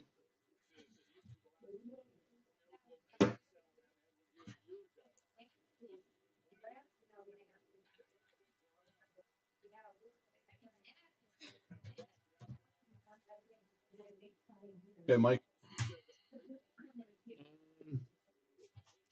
I like the Colts in the under also. I think that it's going to be a Jonathan Taylor game. I think Philip Rivers will keep them in this game. It's still hard watching him play with that throwing motion. It really is. He chucks that ball as opposed to throwing it. It's pretty hilarious. But he's using Tyler Warren. He's still going to the tight ends. He used Michael Pittman to spread the ball around last week. But I think this game's one on defense and a running game. So give me Indy in the under. I think San Fran does win it though, but in a close one. But Indy could pull. They need a win. I mean, they could pull one off here, but we'll see. Well, Mike, your magic is over. Give me the Niners. Give me the over. Let's bring Phil back to reality. He's a 44-year-old player who out of the league for 5 years. Went up into Seattle and played a good Seattle team, but I think Seattle just played a bad game and let Phil hang around just a little bit too long. So give me the Niners. I'm taking the over. So, ladies and gentlemen, it is your favorite game of the slate where we tell you Top 5? nope, not the top 5. We haven't done a top 5. That's Matt's job, and he's done. Oh, and we get to tell you what game that you're going to have to sell an arm and a leg for to get into, and what game you can take your whole family for, and you can sneak in candy and still get money back. So, Mike and Matt, you've heard the games. What is the most expensive game for this weekend? Well, I'm just going to go by the game that I would pay the most to go see. The most entertaining game for me this weekend is probably going to be the Broncos and the Jaguars. It's probably going to be butt ass cold, and nobody wants to pay a lot of money for a game where you can't feel your feet. So, but that's still, they're crazy in Denver. So probably that. I'm going to say the Denver game for me is probably one of the most expensive games on the board. The cheapest game has got to be still, although Cleveland and Buffalo, at least there'll be some Buffalo fans there. Does anybody want to go see Arizona play the Falcons? I don't think so. I don't. So I'm going to say that game is free. Actually, they'll probably pay you to go, as long as you wear the team colors. So yeah, that's the cheapest, and the Broncos would be the most expensive. I'm going for tomorrow night's game, Chicago Green Bay. Huge division game, huge game in the NFC is my most expensive game. The least one is probably, boy, let me see. That Kansas City, Tennessee's got to be the least expensive. It's got to be the easiest one to get in. They might pay you to play for Tennessee. I don't know. Okay. Well, you both were right to an extent. Matt, the most expensive game that you picked is not the most expensive game. That is the third most expensive game at $195 for that game. Ooh. Oh, yeah. Mike, your pick of the most expensive game is the Packers and the Bears. Well, Mike, when was the last time the Bears had a shot at a divisional championship, let alone a playoff berth? Long time ago. Long time. Okay. Well, this game happens to be in Chicago against a Green Bay Packers team that the Bears would consider as their formidable foe. Right. And the one team that they cannot beat, and they're in a position to beat that team. So, Mike, you have won the most expensive game with $417. These Chicagoans will pay anything to watch this happen. Unemployment in Chicago is like 30%. They got no money. What the hell are they going to a football game for $400 for? Stay home and eat your square pizza. The least expensive game. Matt, you took the Falcons and the Cardinals. If you wore their colors, which you could wear red and get in for free because both teams have red in their uniforms. I got red underwear. Matt, you were right with the least expensive game for $12. Oh, yeah. Mike, the two teams that you picked, the Kansas City Chiefs and the Tennessee Titans, happens to be the third least expensive game at $27. And it just so happened this was a trick question to an extent, because if you picked the Jets and the Saints, you also would have won because they are tied with $12 as the least expensive game. Wow. So you got two Just games. Think if you I was going to say, if you own the land, you can have a Christmas party at one of these football games. Absolutely. Everybody can bring their friends. Absolutely. All 40 of them. If you're a CEO in Arizona and you want to do your company a favor, go take them for $1,000. You can go take your entire 400-person company to the Atlanta and Falcons game and still have money left over. You feed them. Yes. So if I took that bet and put $10 on, I win $1.70. Yeah. So whatever. Yeah, but odds, whatever odds you're looking at right now are better than the ones that are on FanDuel. Because, like I said, FanDuel was 130. Yeah, I'm at plus 1,600. Yeah, the one on FanDuel was plus 1,300. I'm gonna throw $5 on to win $85. Wow. Can I tell you what's even? If you really think that's going to come in, put that in a parlay. That will throw that algorithm into total mayhem.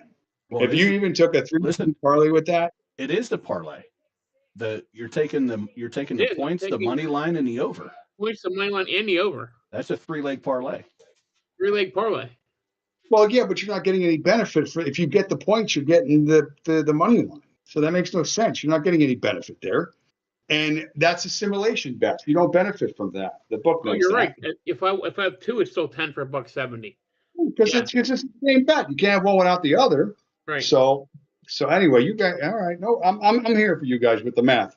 So if you took whoa, you and math. Okay, I'm gonna add one more game. The Jets plus 6.5. Okay. And that is your mortgage. Your odds are plus 31.45. That's what I'm saying. Yeah. $10 pays $324.50. $14, and you have YooHoo for life. You'll get a case every week until you're done. So that would be perfect. You should do. YooHoo for life. YooHoo for life. Shit, that's great. We know what Matt wants for Christmas.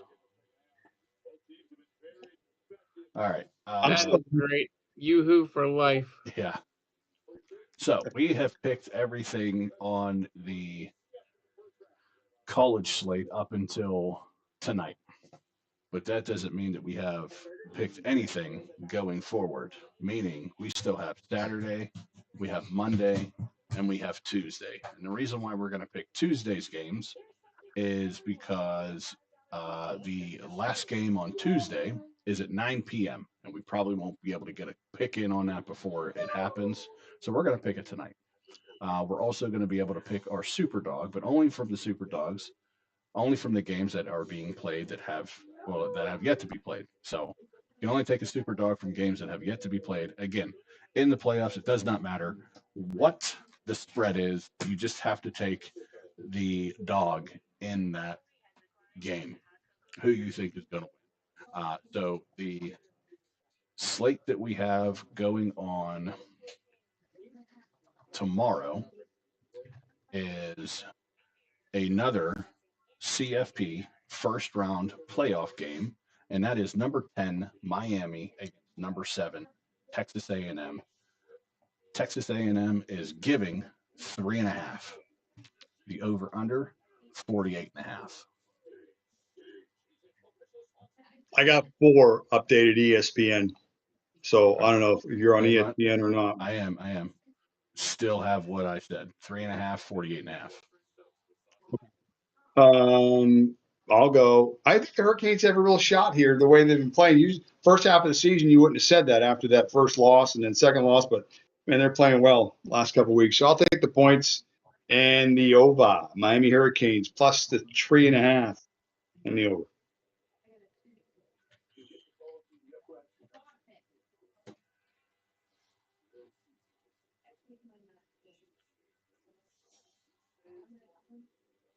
I'm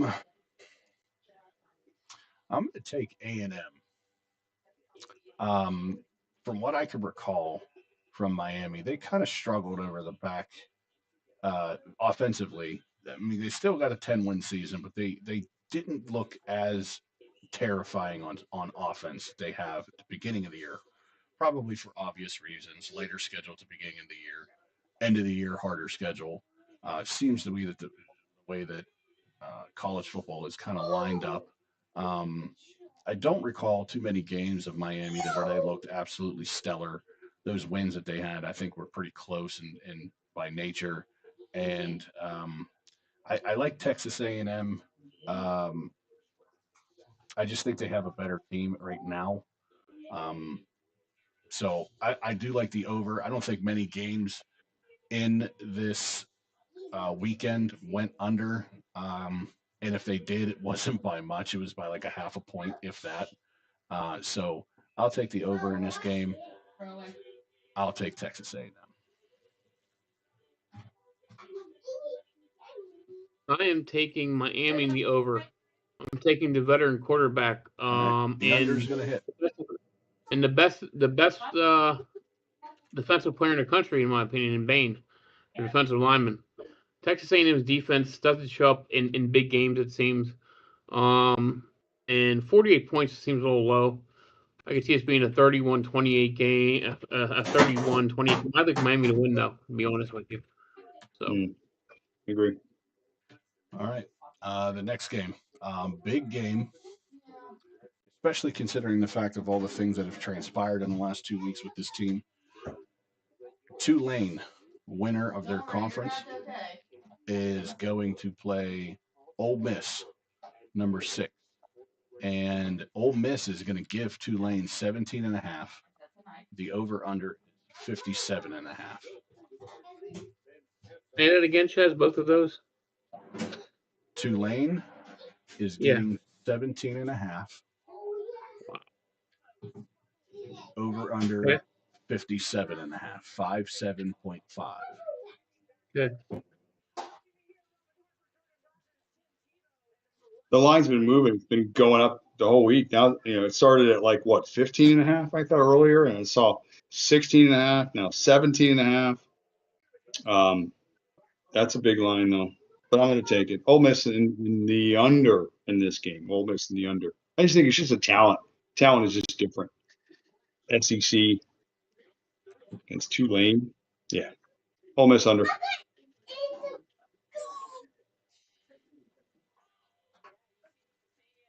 So a crazy thing about this one, they actually played this season.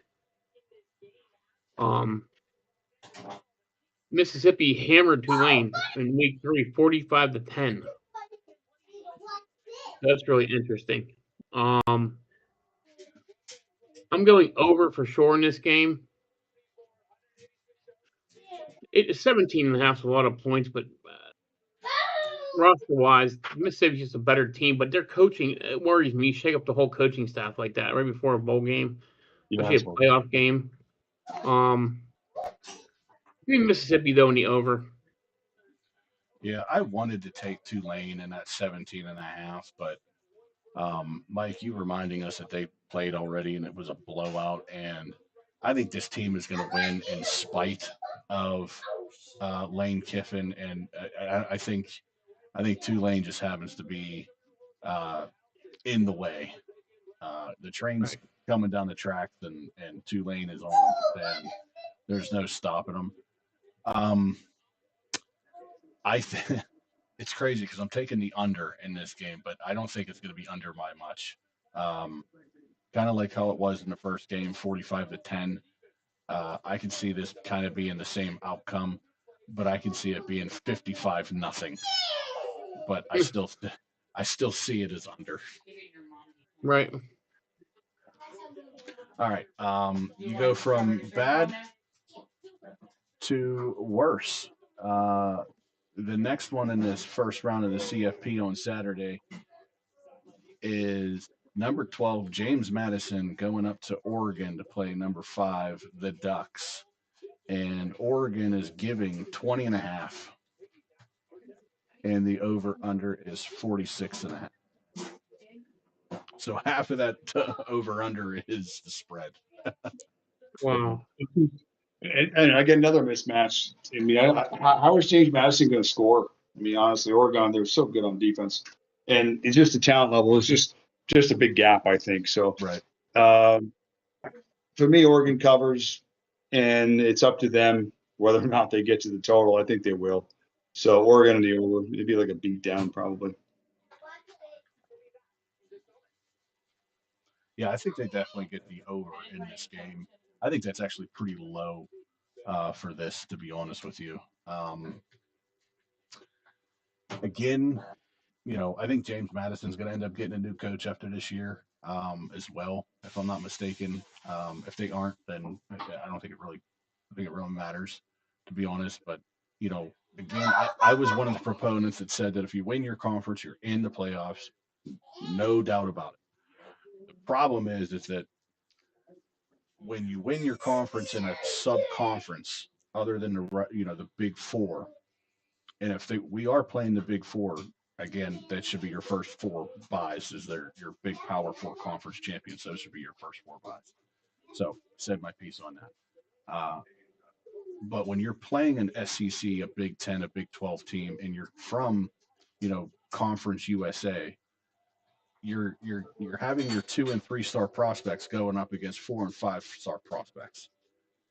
Again, Matt, like you said, the mismatch is there. It's a lot of points, but it's hard to argue with the facts, and it's hard to argue with some of the stats here. So I'm gonna lay the 20.5, but I'm definitely taking the over.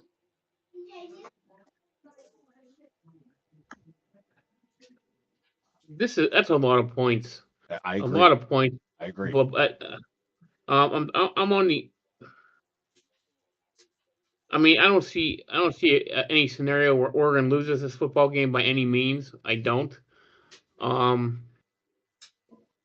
James Madison has won 11 straight. They lost to Louisville. It's their only loss this year by 14.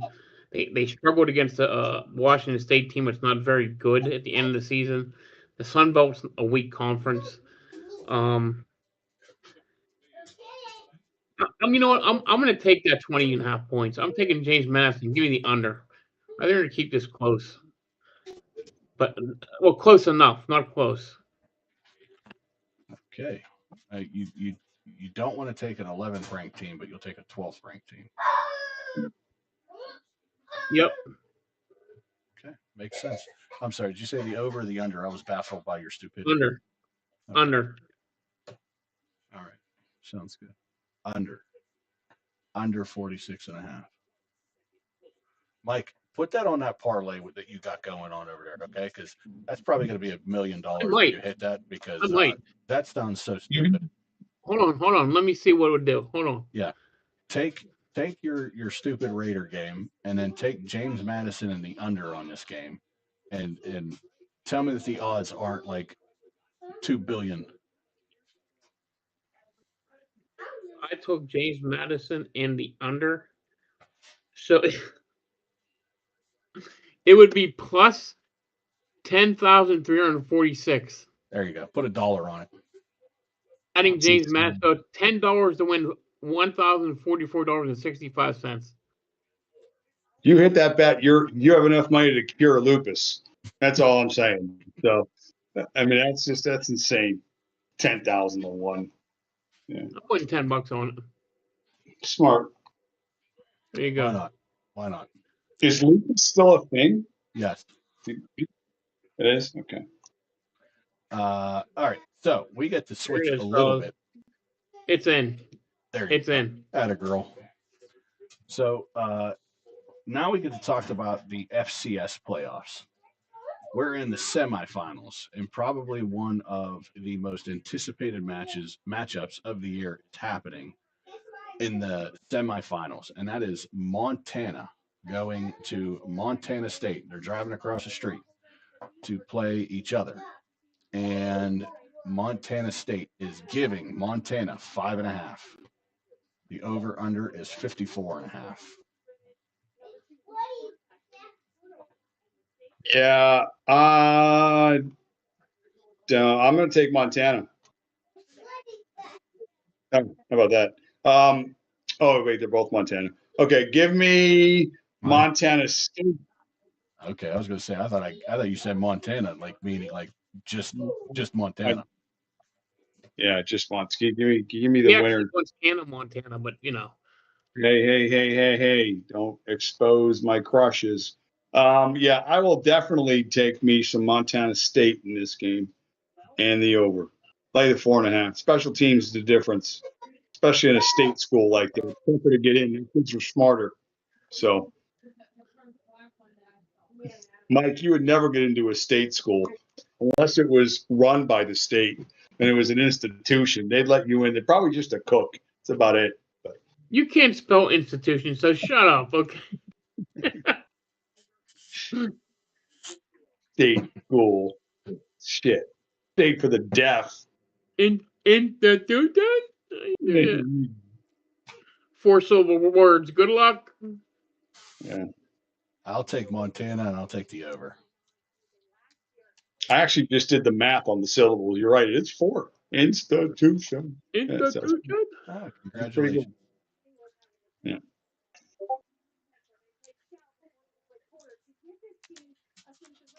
Yes, you took the Grizzlies. Yep. Give me the and grid. the over. And the over. Give me the grid. Grizz. What's that, So Grizz? these two teams met 4 weeks ago.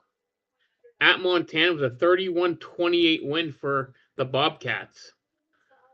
Interesting. Both from the same conference, Big Sky Conference. And they're both right across the street from each other too. So I think Montana gets a revenge. I'm going Montana the over with you, Chaz. all right. We're all on the over. Yep.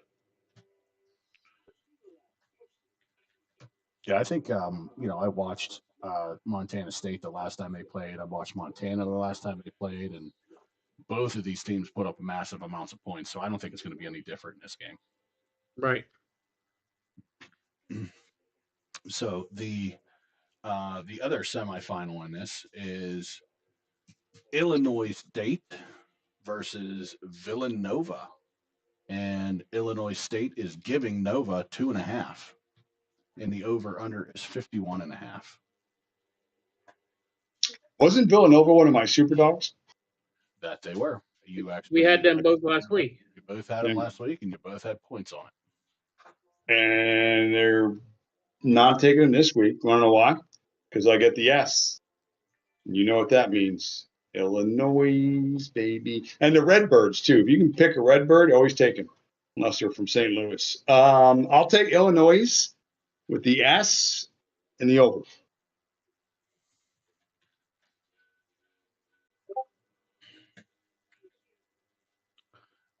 I'm taking, I guess you could say, Cinderella story in a sense. Nova's kind of been banged around and but won't back down type of Tom Petty scenario here. I like Nova. They've showed me a lot of fight, a lot of grit. I'm going to take Nova in the under.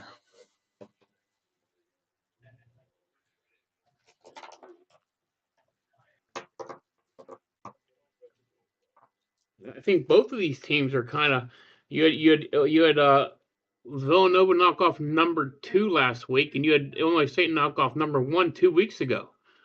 So I think it's gonna be a hell of a game to watch. I'm taking the Redbirds. I'm with Matt. Give me Illinois State in the over in this one. All right. I don't mind being the only one against the grain here. All right. And then going into Bowl Mania on Monday, we're going to be able to watch Washington State take on Utah State and the famous Idaho Bowl. And Utah State is giving 1.5. And the over under is 49.5. Washington State, what is that? Old Crimson, right? Cougars, baby. Old Pullman. Crimson, right? One of the longest tenured flags flown at college game day. Yeah, give me Washington State, and I'm going to take the over. Both these teams are 6-6. Yep. Gross. So I'll just be different than you. I'll take the Aggies, just because I have an aunt Aggie lives in Brooklyn, and I'll take Utah State Aggies, and the over. And the over. I'm taking the over as well. Yep. There's juice to the over. Okay. So I'm taking the over.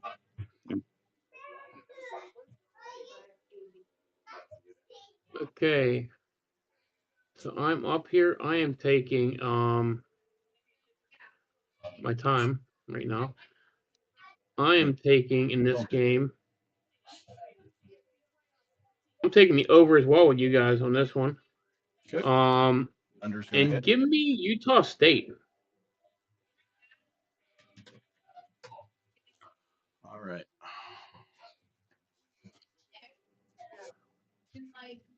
Matt,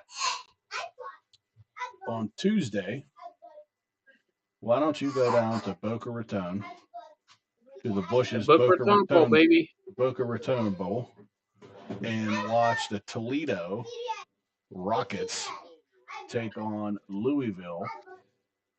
And if you haven't noticed, Louisville also has some Redbirds, the Louisville Cardinals. And the Cardinals are going to give 7, and the over-under is 44.5.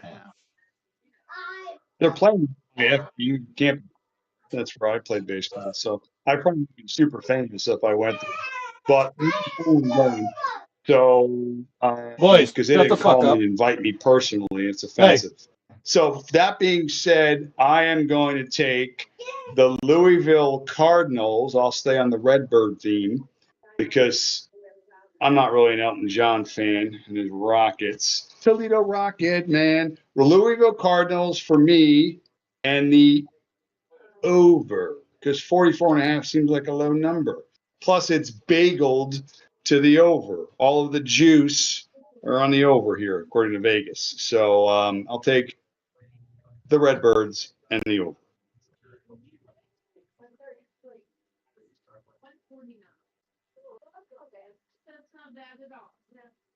I'm going to be on the Rockets. Give me Holy Toledo.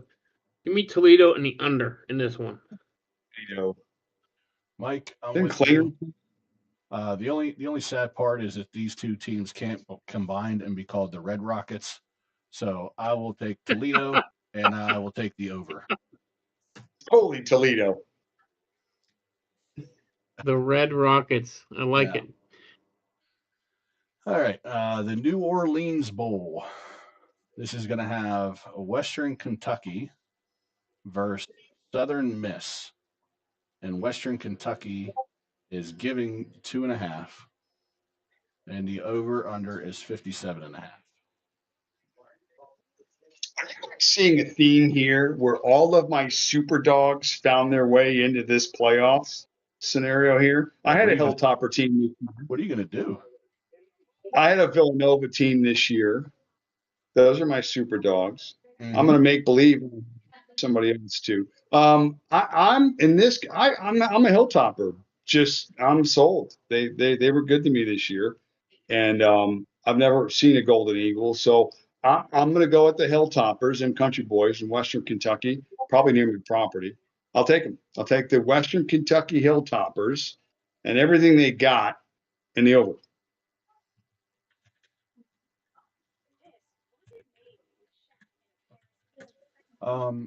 I don't know what a Hilltopper is. Probably something that you're not supposed to do with your cousin when you're in Kentucky. So give me the Golden Eagles, and I'll take the under.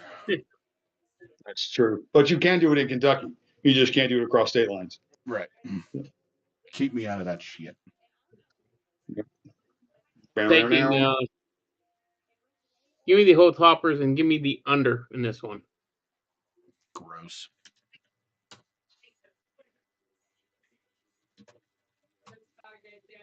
And then I believe this is, yeah, it is. This is the largest over-under that we have this year. Well, this week. And anyway, UNLV is going to take on Ohio in Scooters Coffee Frisco Bowl. And you guessed it, Frisco, Texas. And the UNLV is going to give Ohio 6.5, but the over-under is 65.5. 65.0 or 0.5. It's not 6. I'll take Unliv, Rebels, and all right, you got Unliv. And did you say the over? Under.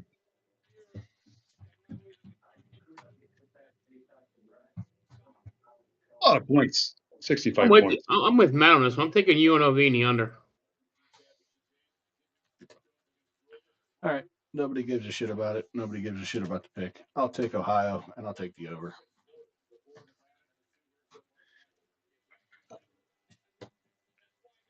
Because Ohio beat West Virginia this year.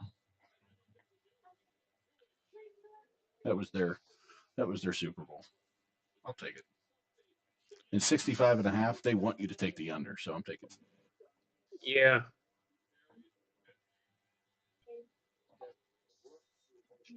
So we need to pick our defenses, boys, also, remember. Oh, yeah. Good point. Yes, we need to pick our dogs, which we can do that now, and then we can switch back over and take our defenses. So we are on the hunt for dogs.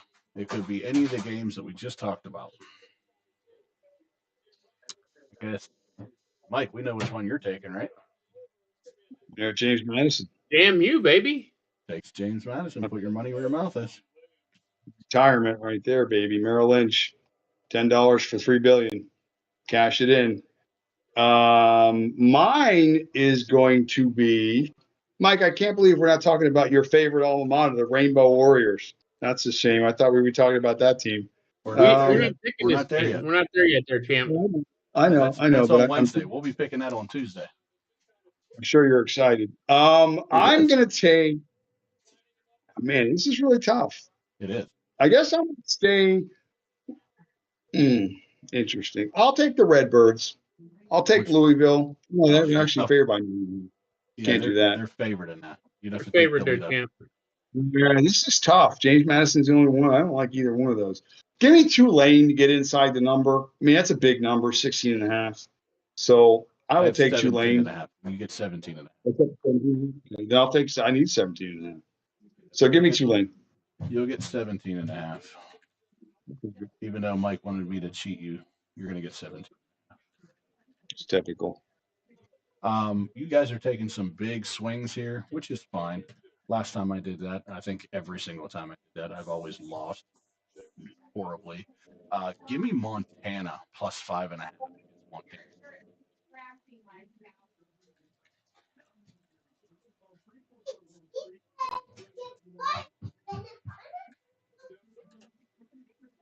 We Toledo too to win. So, but Okay. All right, we picked those, and then let's switch on over back to the NFL. And ladies, what are we taking for our defensive touchdowns? Taking the Texans. I think Geno's back this week just in time to give one up. So I'll take the Texans. Good deal, Matt. Defensive touchdown.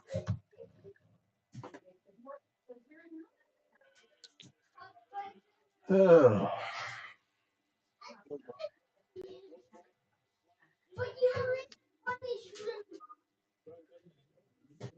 I'm gonna take.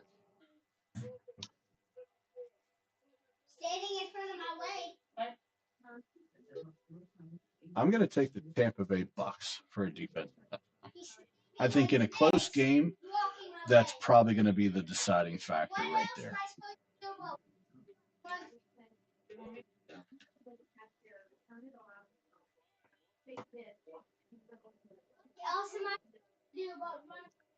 I am taking the Philadelphia Eagles tomorrow. Tomorrow night, we get a close one. So, real quick, just to give a quick little update, the standings on this. Matt, you and I are tied at 4. Mike, you have 2. But out of 16 weeks, we have guessed 10 of them to be Pretty defensive touchdowns. We have picked a defensive touchdown 10 times. Wow. Between all That's three. pretty good. That's All pretty right, awesome. This is my question this week. Who are you guys starting? Jacksonville at Denver or Tennessee at home to KC? Who am I starting what? Tennessee at home against KC. First game. Boys, shut the fuck up. What do you mean? Who am I starting? Defense? Defense wise? Yeah, defense. I'm going. You have Jacksonville's defense? Yeah. I'm going Tennessee. Yeah, they're the best available waiver pickup in my league, in that league for defense. So. I picked up Kansas City. Really? Yeah. I have Chicago. I don't think they'll be available. But let's see. It's interesting. Mike, get us our DK stuff. Oh, I didn't send it? I thought I sent it. I don't think so. For some reason, you're not on it. I sent it because I entered. Me and another guy. Yeah, See, yeah. Matt was in there. Maybe because you weren't on the original email from the first time we did it. Let me send you it right now. Yeah, Matt had a pick in this past week. No, I'm talking about the first time I made the contest. Yeah. Everyone gets an automatic invite. Oh, I gotcha. You know what I mean? I'll send you mine right now. Let me pick a dumb one up. Who is Tedro? Tedro. It's my buddy Teddy. Oh, so Teddy's already in. Yeah, me and Teddy are line clean. Now I'm probably going to change mine 14 times, but now this is what I will say. This is interesting. And on the crawl, and it was on FS1 or one of those. when they do start them and sit them, like they'll list like the 4 or 5 players from each position. Yeah. The top 3 receivers are guys that I have in my DK lineup as receivers this week. No I thought way. that was, I swear to you. Who I was rolling with my top 3 guys, they said were must starts, were Michael Wilson, Javonte Williams, and Metcalf. So based on price point, based on where they fit in the league, those are the 3 guys. And those are the top 3 stardom guys they had this week. I thought that was kind of funny. It is funny. And so, what the irony is? I didn't realize I did this, but I actually studied Tennessee's defense in DK. That's the defense I went with. So, Really? I'm going to got Tennessee's defense over Jack.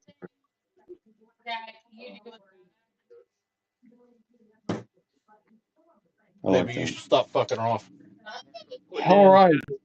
I'm going to send What you else? an invite right now. Yeah, give me my invite so I can put my lineup in and lose.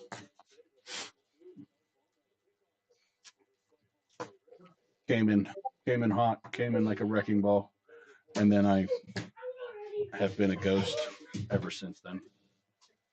Yeah, you guys finally beat me last week. I didn't win shit.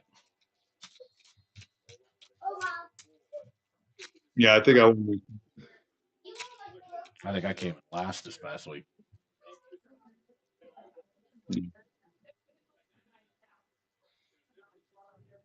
Interesting. Just sent Chaz. All right, so it's good. Ugh. Well, we reserve the end of our live stream to recap or give our last thoughts. And I'm going to give the start of that to Matt. Matt, any last thoughts about what we have talked about, what we have covered, and what you think? I think the landscape of the NFL is starting to play itself out. I think we got a pretty good idea of what teams are in a good spot right now. Identity-wise, playoff-wise, I think Seattle with that win yesterday kind of locks up, them specifically in a really good spot in the NFC if they get home field advantage. It's not definite, but they're in the driver's seat. So I think that's a little bit of a story in the NFC. AFC, I think, is still wide open. Honestly, I think there are 6 teams that have a shot at the 1 seed right now. So it's still wide open in the AFC. And, all the teams have chinks. But if I was on 2 teams, I think in the AFC right now, I think it's still going to be the Bills because of Josh Allen and just his ability to create. And it's just a mismatch, offensively. Their defense can just hold in spots. I think they still have to be probably one or 2 in the AFC. And the other team, I guess, the Broncos handle business this weekend against Jacksonville. The Broncos are probably going to be the second team in the AFC I'm going to look towards as making a deep run because they're certainly going to have home field potentially as well. And those are just 2 tough stadiums to play in, certainly in January. So I think if I had to pick maybe, leaders in the clubhouse or teams that I think have a shot to get there in the end, I wouldn't be surprised if we had a West Coast Super Bowl, Denver and Seattle. It's very possible. So we'll see how that plays out. All right. Mike? Interesting. Any of your last thoughts? 7. Well, first off, big weekend for the college football playoffs. Really exciting tonight and tomorrow. Looking forward to it. One really big game tomorrow night. Green Bay and Chicago. Wow. Huge game. And not to mention, there's 6 other games that have huge playoff implications going on. So 7 games total out of the 16-game slate in the NFL have huge playoff implications.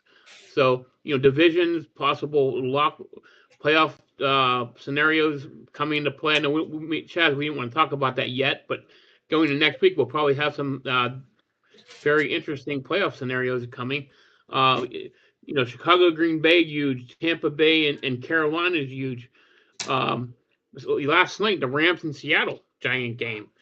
Pittsburgh and Detroit big for the playoffs. New England, Baltimore, huge game. And last but not least, Denver and Jacksonville, another huge game. So A lot of playoff implications for seeding. You know, this is a time of year when the cream rises to the top, and you don't want to start getting on a roll. So, we'll see what's going to happen. Hopefully, no major injuries for any team. Um, and Matt, I'm with you. I don't know if you ask me right now who my picks were in the AFC and NFC for championship games. That'd be tough right now. I'd probably go So, with Buffalo as one team in the AFC. It might be Denver or New England. I don't know. In the NFC, those two teams last night, that's tough to go against. You know, really tough to go against. But a team that I don't know, I'm still holding on hope for just because they're so fun to watch, but they have so many injuries. Detroit gets rolling, man. They're gonna be tough. Only thing is they're gonna have to go on the road though. I don't know if that offense with all those injuries in the secondary, man, I don't know. tough. Yeah, I look 8 games this weekend of the 14 remaining games have spread of 3 points or less. 3 of the games that are crazy spreads are teams that are really out of contention, don't really matter. right, So yeah, there's a lot left to be undecided or left to be decided. That's right, undecided still moving right. forward. So this is a good week. What you got, Chaz? Well, kind of a culmination of everything that you guys said. Mike, you're right. Next week is probably going to get a little bit more clear on what needs to happen for certain teams to win divisions to get playoff berth. We had some of those tonight, but they were a little far fetched to even uh, think about or talk about because they're so far out there. This team needs to win, plus this team needs to lose, and a team tie, and this and that. So it's not really fun to get into those type of scenarios right now because they're all just wishy-washy ifs and coulda, shoulda, wouldas. Um, but in terms of what Matt said too, I think that last week and this past Thursday has shown us that it's anybody's Super Bowl.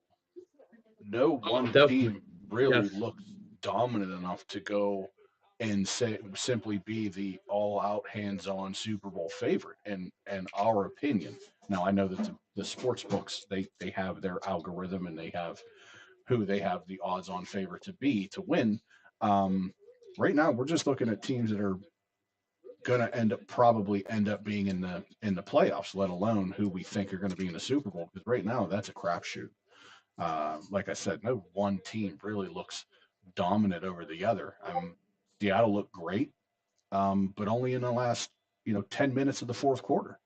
The Rams looked great for 50 minutes of that game, and then blew it in the last 10. The Bears, look phenomenal at times.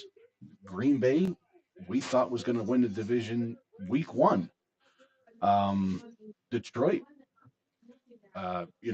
we thought that yes, this was going to hurt them losing both their coordinators, and they may not have even made the playoffs. But here we are; they're still looking pretty well, and on top of the fact that I think they have 16 players that are on IR this year.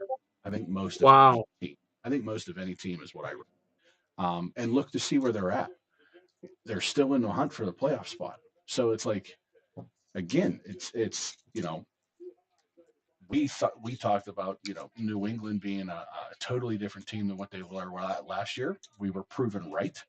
Um, again, say what you will, but again, we were proven right. They are a totally different team, and they're going to make the playoffs. The Bills, big surprise, I think, for all of us, not being the monstrosity that they were supposed to be coming into this season.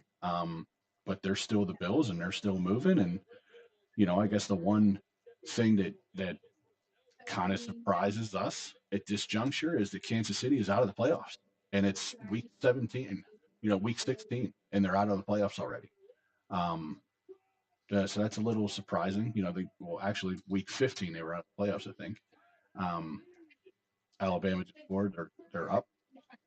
Um, so yeah, like you guys all have said, this weekend is going to be a fabulous weekend of NFL, college football, and enjoy every game, every minute, every second of it because we only got about 2 months left of it, and then we are back to twiddling our thumbs and playing with things that we shouldn't agree to online. So, Baseball. right, yeah, we're gonna be watching baseball, Matt. Sure, we are. For like 52 days, I think. Yeah, we're super. Let me just tell you, in Pittsburgh, we're excited about that. Okay, we can't wait for it. Um, we can't wait to watch our Bradenton Pirates. So yeah, that's my thoughts overall. And The with that Bucks being actually said, made a good trade today, shockingly. I did. Very good. I sent that to Matt, and I said, Matt, break it down for me. What does this mean? He goes, it's actually a good trade. Yeah. There's only one thing I don't like about the trade. The guy's 31, but he is, he's going to put 20 homers in the lineup. He's a good second baseman, good everyday player. The pitcher was the key in the deal, like I mentioned too. You're getting a Tampa prospect. He was a 5th round selection, I think, for them back like 4 or 5 years ago. And Tampa doesn't miss on pitching. The kid's numbers last year, he got his first real effort in the majors, had like 58 innings. He's like 11 Ks per 9. 6'2", big kid. Really good ceiling. They're really high ceiling. Montgomery, I think his name is. But yeah, he's that was the key Here's in the that. thing. That's So Burrow was a fifth rookie who played for us last year, probably the 5th best rookie we have in our system. But he wasn't going to make the starting rotation. So, definitely get an everyday player. The rookie pitcher we got was nice, and the veteran too could help out in the pen. So, Yeah, speaking of which, I'm bouncing us from baseball to hockey. Did you see that Tristan Jarry was put on IR today? No, again, what happened? Yeah, Knee? I don't know. Wow. I just saw that he was put on IR and it made me laugh. I didn't see that yet. That kills me. Yeah, I just saw that it was put on IR and it made me laugh. That's life itself, right there, boys. Don't show us your secret sites, okay? We're gonna get banned on YouTube. 51 days, 22 hours, 37 minutes, 50 seconds. Spring training clock is officially on. So, yeah. Can't wait until those summertime naps. They hit different when you put on a Pirate game. What's the? That's so funny. Hey, listen, I said this earlier today to my wife. Kudos for the Pirates because they were offering a guy double their salary cap. So kudos to them. They were offering a guy 160 million for next year. Yeah, and their payroll is 84.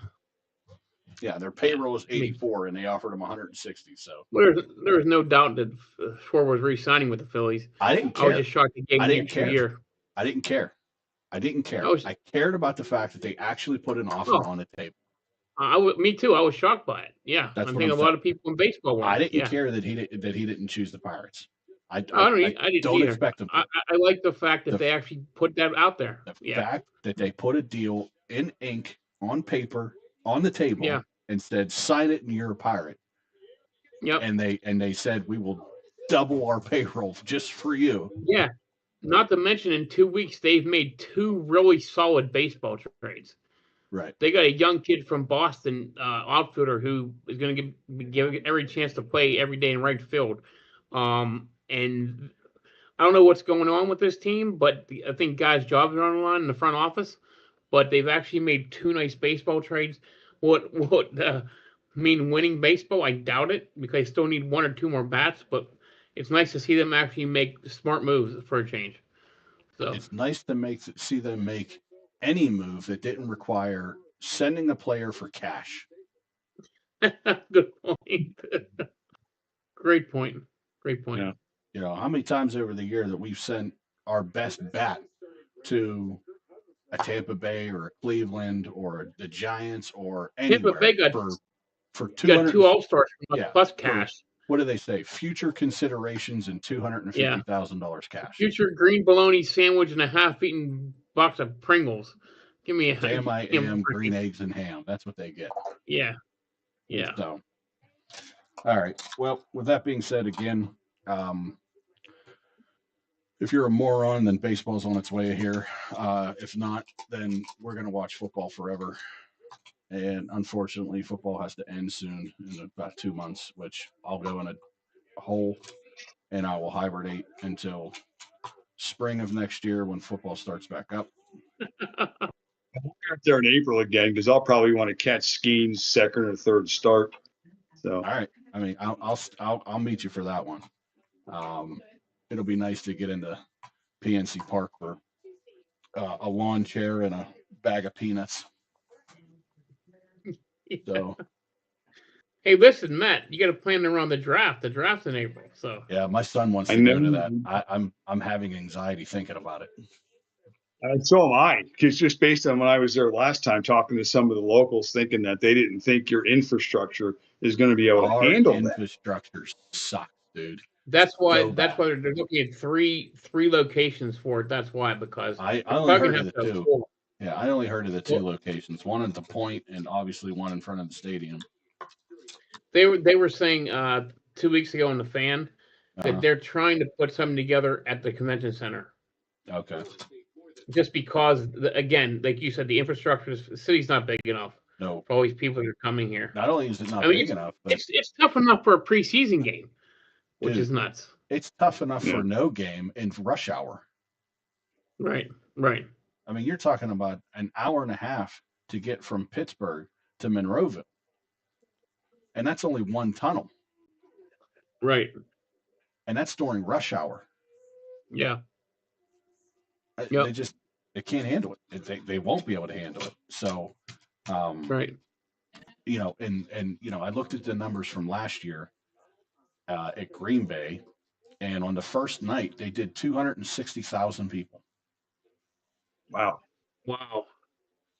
on the first night, and overall that entire weekend that they did the draft in Green Bay, 660,000 people went to the draft. Jeez. Wow. Obviously, that's 3 days and that's multiple rounds, but that's estimated 660,000 people went through Green Bay, Wisconsin, to take part in the draft in some way.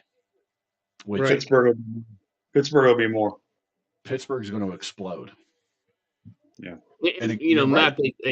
they shortened the draft 8 minutes. 8 minutes in the first round. From 10 to 8. But Matt, you're absolutely right. It's going to be worse in Pittsburgh because, again, the city is smaller, and this is the first big thing that's ever come to Pittsburgh that had to do with the NFL, besides our own damn team.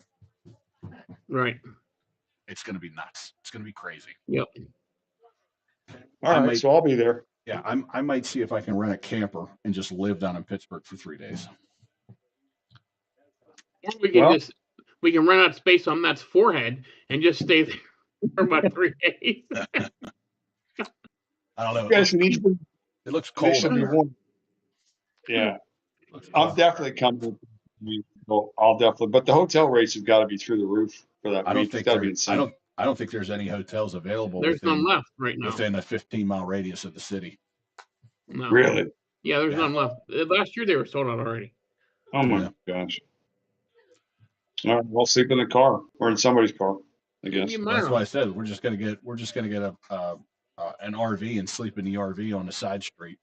Well, it's fine. I can stay with you, but how the hell are you going to get back and forth? That's going to be a nightmare. It's going to be a logistic nightmare. So We'll drive down to the city and, the hell. You'll have a better time if you walk down to the city. Uber down the south side and see, I don't know. yeah, Who knows? Good luck. it'll be tough. It's going to be a Uber. mess. It's going to be Yeah. a mess, that's for sure. It's gonna be disgusting. Yeah. All right, fellas. Sounds Good. good. We- So, And with I'll- that being said, Pittsburgh sucks and we know it, especially when it comes to infrastructure.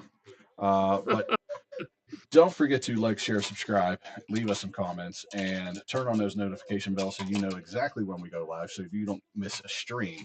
And with that being said, don't eat yellow snow, and have Darn it. yourself the great and wonderful football weekend that you deserve. And Jake Paul is probably going to fight here in the next hour, so look out for that as well on Netflix. So, Matt, Mike, good night, everybody. Hey, fellas. Peace. Bye. Later.